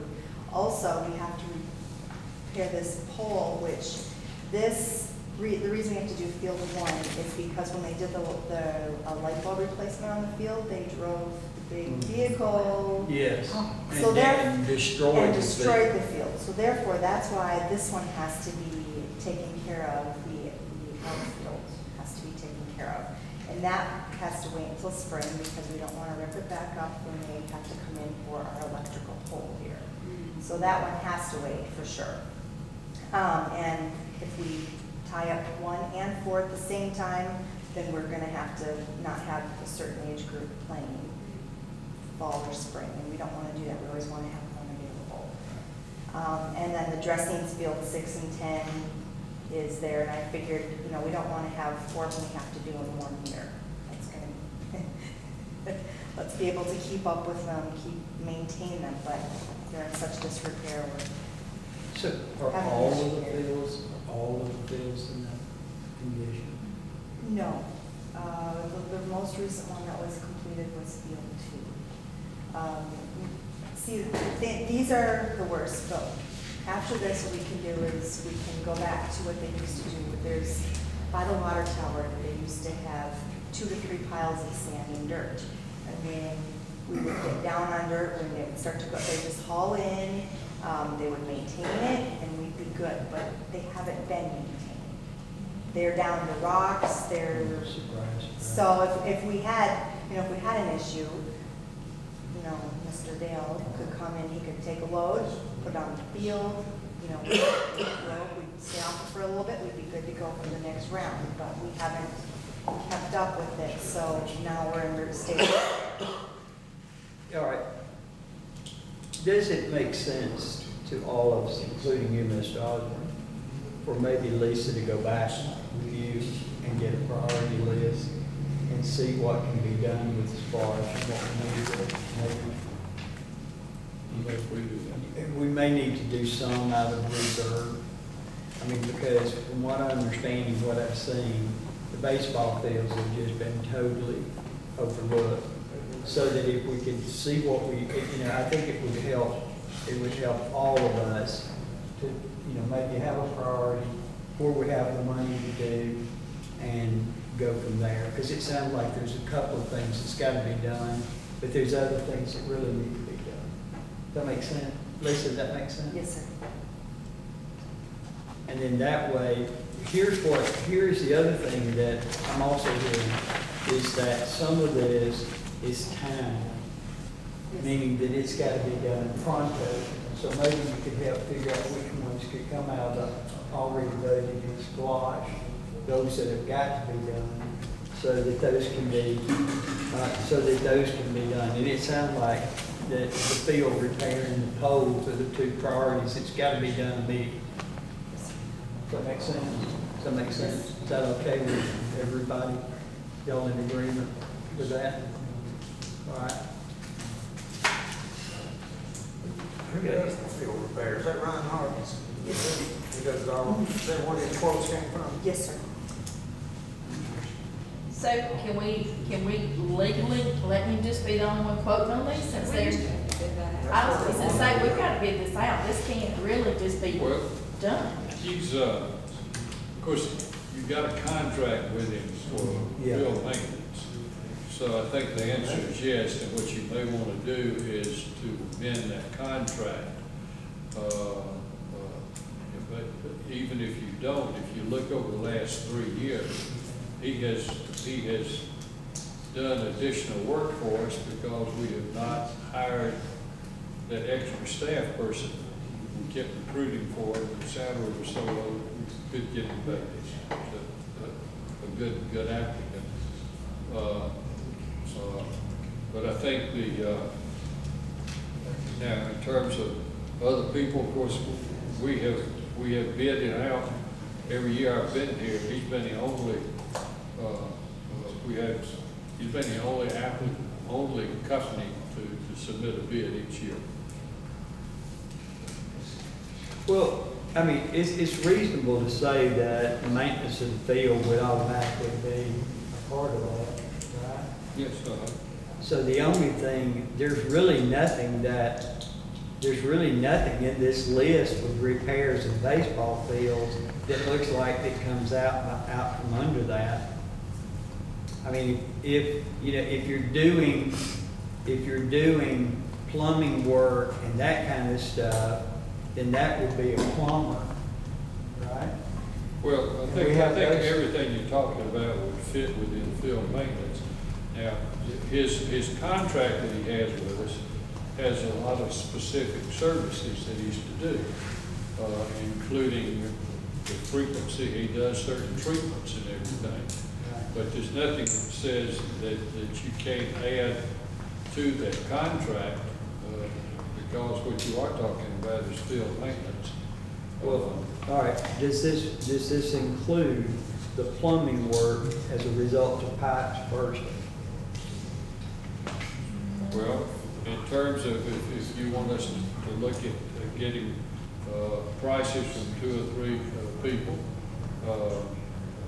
and now he, of course, has done other kinds of work for you there, but there's nothing to say that if you're looking at plumbing, that we can't get quotes from other local plumbers and just.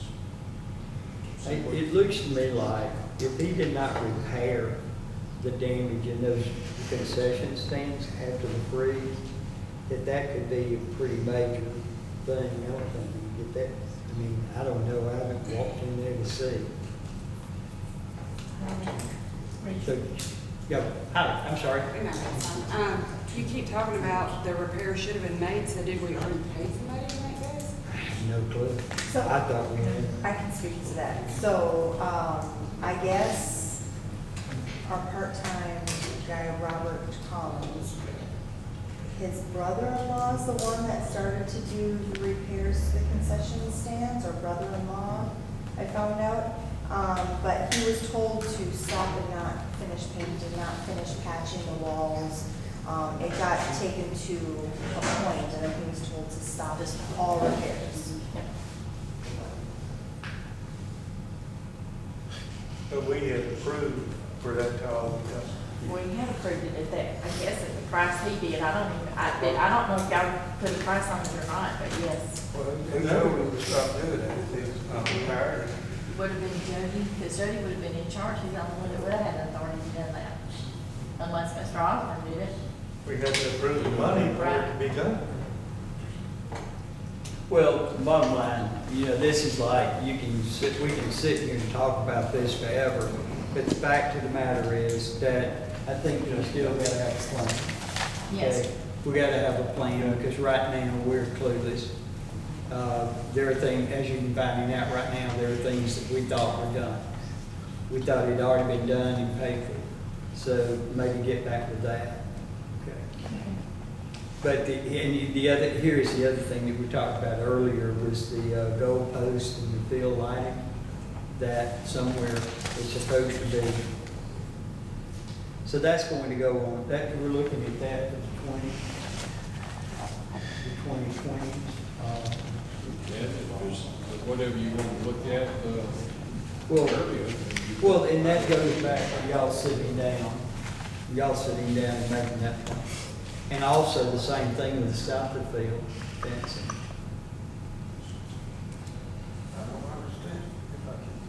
I don't understand why we didn't take care of that problem with the soccer field and all of that fencing was put up out there. Nobody suggested that we fence it off to keep vehicles off the fields.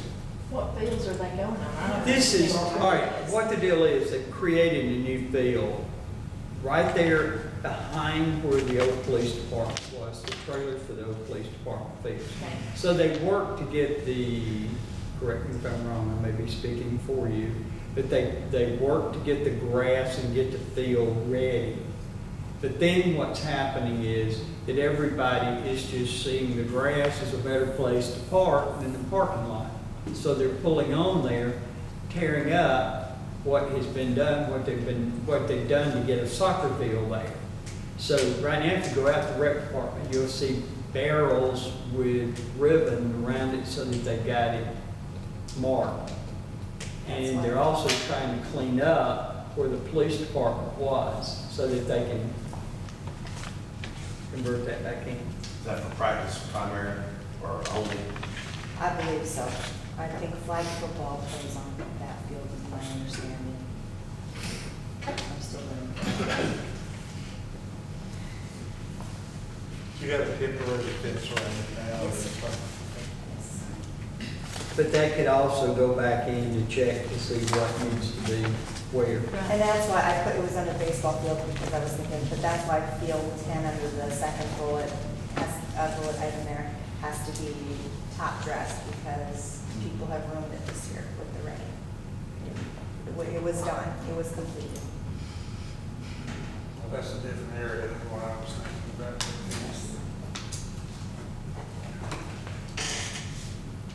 And then we have the walking trail with the SPOS funds. And that was all that I wanted to bring to your attention. That's enough.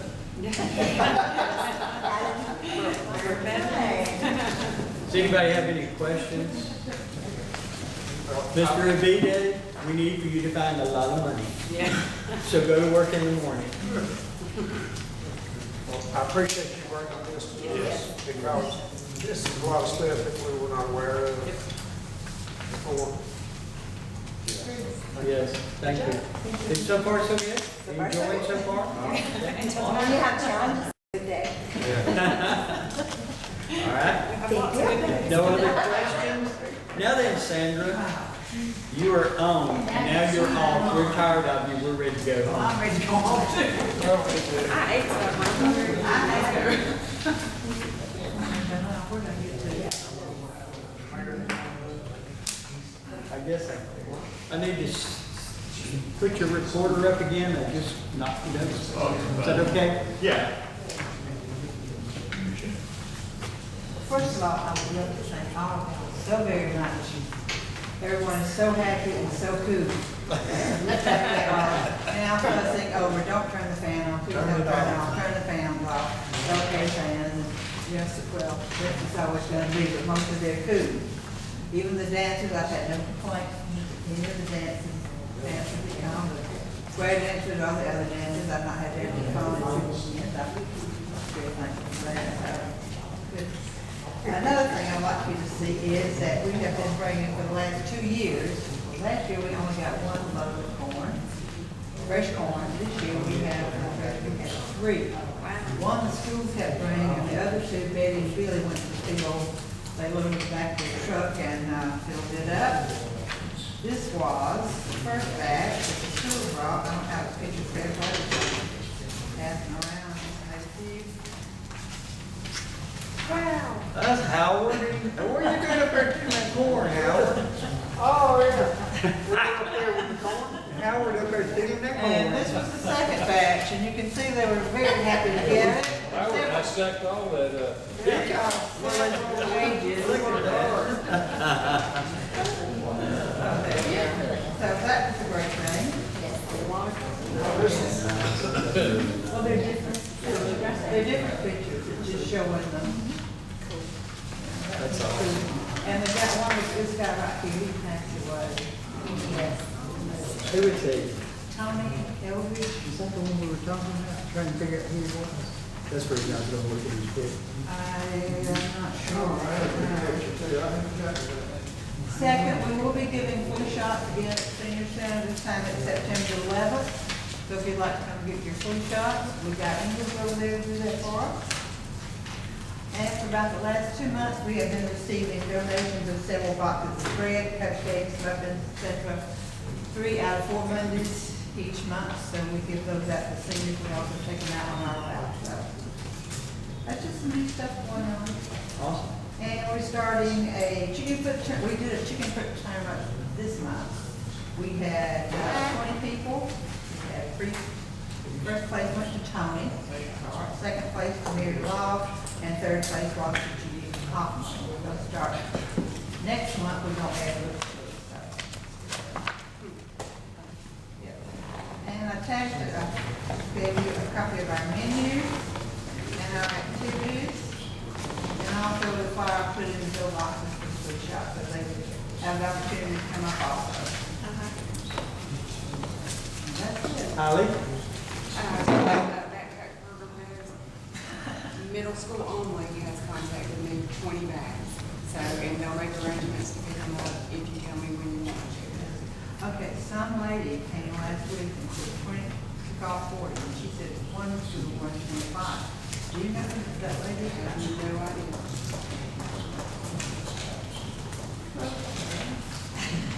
I'll pick up the name tomorrow because I've got the counselors on there. I'll just email them and ask them who they had picked up. Well, she's with the church, her name's what's this church name here? Grace. Yeah. I can't think of her name. Was it Minnie Gilmore? I don't know, she talked to Kathleen. Well, as long as the middle school gets 20 bags, because they were getting them. And Providence has not contacted back, so if the others went to Kimball Elementary, that's correct. No, she took both of them over there too. She took 20 to Providence and 20 to, The middle school. Can we do 45? We were doing 40. years. Yeah. Yeah. get me her name, because that'd be great if somebody will be a dedicated champion. She said she would do this time. I guess we could, but we don't know who to send. Well, Middleton said they'd send somebody, just let me know. Well, we usually do it on Thursday afternoon so they can have it Friday morning. After two different. Well, it has to be after, about 2:30, between 2:30 and 3:30. Or they can come get it Friday morning. It'll be ready Thursday afternoon, but they can come get it ready Friday morning. The counselors have been giving those out at the schools. Yeah, but we don't know who to do it. The schools. Andy or Amy? We've been doing this for years. Yeah. We started in the city hall and I done that. I got This is part of what Andy was saying he was doing. Who's receiving the donations? They come here. That's what I did. I turned it Well, in. you're not spending any money out of the general fund, though, are you? I mean, I know we got backpack money, there's several $1,000s, but I nobody. if I have to go, backpack stuff, we don't have any donations, I go to Eagle, I use that credit card, I do credit card. Yeah, and, then when I turn it in, it's expensive, do my purchase order, I show it as, on the administration. So I you're don't know not what showing. It's supposed to be going to that one. Well, it's set up as backpack. It's coming out of the backpack. It's been paid for out of the backpack. Are you getting more It says questions? backpack. You got any more questions? Anybody else? Oh. Thank you, Sandra. That's you, Tom. You're welcome. Okay, public works 30 committee. seconds. Good night. Number one, staff reports concerning the work session held today by the Public Works Director and City Administrator with the City Consulting Engineer Howard Ray on requirements on watershed management, etc., being set forth by the State of Georgia Environmental Protection Division. George. Well, Bill and I met with Howard Ray today, and I guess the way to start this out is with the big picture. The big picture is our stormwater management program on one hand, and our sewer permit, sewer plant on the other.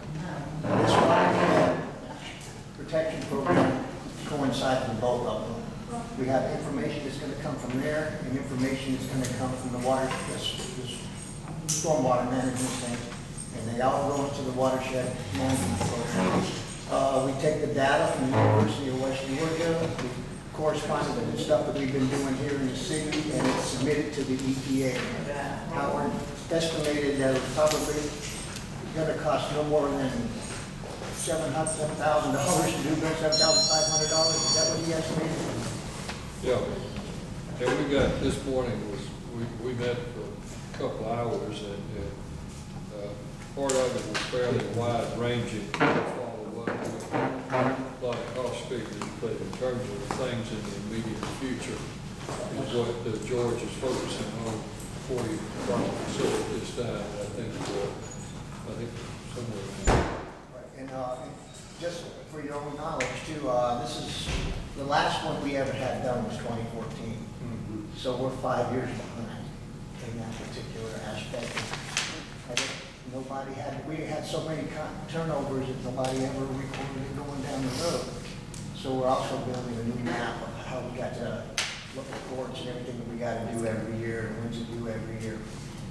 So, but right now we're on top of that one, and that corresponds with all the other sewer and stormwater and fresh water.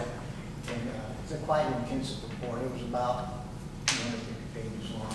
It incorporates the data from West Georgia and things like that. So that's a project that we're going on right now that we have to do this year. There's a couple other things for stormwater that we have to do this year, which is really easy stuff. We have to get brochures provided out to the public saying, you know, don't put anything down the storm drain, protect the fish. We have to educate members of the city, and we have to have a presentation to the council. And we're working with Howard to do that. Is it October, Bill? Don't try to get it in October. And so that will take us to where we need to be with stormwater and watershed management for the year. And now, is there anything else, Bill? Did I miss So I something? think that in terms of highlights, like I say, we'll be following up on some stuff looking ahead. And part of what we were dealing with, is just like George said, it hadn't been done for several years. But we'll be, as the saying is, we'll be back in touch. And then as far as the Public Works report, we had an easy, last month was not the month of the leaks, this week we caught up. Well, we didn't get last month, we got this month, and I mean, we had some pretty good ones. We had 2 or 3 mains pop on us, we had 2 on Highway 113, we had 1 over on 274, we had 1 over on Enterprise. Basically, we had about 20 water leaks we had to fix this year, on top of the booster pump problems created by Carroll County's water line, which caused about half the town to off a water line or something, because we were really, really busy. And what we have noticed with our water system is a lot of the stuff that's breaking is the old blue line and a lot of the old galvanized stuff, and even some of the galvanized things that's not connected anymore. So part of what I'm going to start planning on next year when we get our new water meters in is, if it's on the main side, go ahead and hook a brand new main up to the house, up to our new meters. That way we can start solving that problem. And people where we have to bore a hole across, know where everybody is. And I was speaking with Tom about maybe getting our own borer, which is an air compressor with a jackhammer that goes under the ground, and do it ourselves. That saves us, I mean, it's $800 to do a bore. The compressor's $2,000, a borer maybe $2,000, maybe we could save a lot of money right there. So, and that's something going forward, planning with the whole water meter thing. But anyway, it was a lot of leaks this time around. Typical, we didn't get much stormwater done because we were tied up everywhere else. The grass cutting got done, the litter pickup was done. We had a rash of stolen stop signs this year. I had to, I had to replace about 5 or 6 stop signs. You know, 3 or 4 of them were stolen and 3 or 4 of them were run over. And it was just a rash. Everybody wanted a stop sign. I discussed the watershed protection, and then, and we already discussed the fog detection, you know, the fat, oil, and grease measurements that we need to do. And we already have a code on that, by the way. It's already in our ordinances, so we should be good there.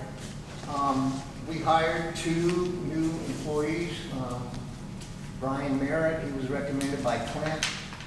We interviewed him, it went real well. He looks like he's working out pretty good right now. He's motivated, you know, eager to learn. The second man was George, would you go through the one you just described? Was he the one who was here at the meeting last time? Yes.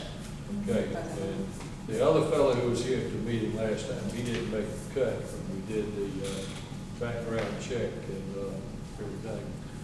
He lied. We've got one, but the other one didn't make it. The other one didn't make it, but we got another one. Okay. We put the backup back. And he's a really young kid, but he knows how to operate a little bit heavy equipment, which is exactly the kind of help Dustin needed. And he's a little bit tentative right now. You know, he's around a lot of older guys. Yeah. He's a little bit tentative right now, but he was out there reading meters with the rest of them today in the rain. What's his name? Nicholas Maples. He's the one that was not at the meeting, right? Right. Yeah, he was not there. He is a nephew of, when I started working here, Rhonda Maples was working here, lives across the street from the park there. And his That's stepmother his is aunt. Connie Maples, who's a code enforcement officer down there in Carroll County. But right now, we got him under 6-month probation, and we're evaluating how things go. Other than that, unless there's any questions about Public Works. We're fully staffed in Public Works. We're fully staffed. We're fully staffed at Public Works right now, and we're in the process of training Brian to read the meters by himself. That should happen this coming up September. He should be doing the meters by himself. After he does that for a month, then we're gonna swing Nicholas in there and get him trained up on the meters. And then start cross-training them on the lift stations and things like that. That way we can have a on-call person who can handle pretty much everything. And if you can't, you can call Dustin, he can handle everything. So, Is our emergency weekend and holiday numbers gonna work now? well, we're gonna test that out. Kristen and I, we're gonna test something out on it probably tomorrow. Yeah, probably tomorrow, because we know what number we want to use, but apparently on one of our answering lines, it says, call this number, and that number's not connected to anything, so we have to figure out what message system is doing it. It's whatever message you call here. Is it like, when you call here, the last one I ever We heard just is redid dial that 100. recently, but I don't remember us putting any kind of emergency number, so yeah, if you want to try it, but George and I didn't have time today, but we're gonna look at that tomorrow and update. Yeah, we were testing it this week, and it was working pretty good. I got about 3 calls that I was able to handle. I missed one because I was in the shower, and then they immediately called the mayor. I mean, it was about that fast. What is the world? So Dustin got out there and solved that problem. So right now it's working, and then once I get the guys trained up a little bit more, each one of them will take a week and answer the emergency calls. So hopefully we won't miss it. So that means that when you're on call, they'll take that truck home with them? Well, right now, everybody takes their truck home with them. Dustin and Clint take their trucks home with them. They have been since they've been hired. Yes. Dustin takes So the his new home. hires, do they get trucks to take home? Not yet. Not yet. Not yet. I mean, if they're gonna be on call, they'll need that truck, and then, I mean, Nick lives right here on Rome Street, so he can literally walk. We're gonna take that truck, so we do whoever's on call. So, we could probably do something like that too, but that was one of the sort of perks that our guys get, is they got to drive a take-home vehicle. And then if they're gonna drive in the middle of the night, you know, but that's something that you wanna, I'll discuss with you. Or another day. Yep. And another day. Another day, yep. Question. Any other questions? Nope. Anything else, George? Nope, I talk too much as it is. Oh, George, you're good. Thank you, George. Please. Thank you so much. Those work. Okay, that completes our agenda tonight. Any closing comments? Entertain a motion to adjourn. I make a motion to adjourn. Second. All in favor, let it know, say aye. Michael, Michael. Howard, you get a copy?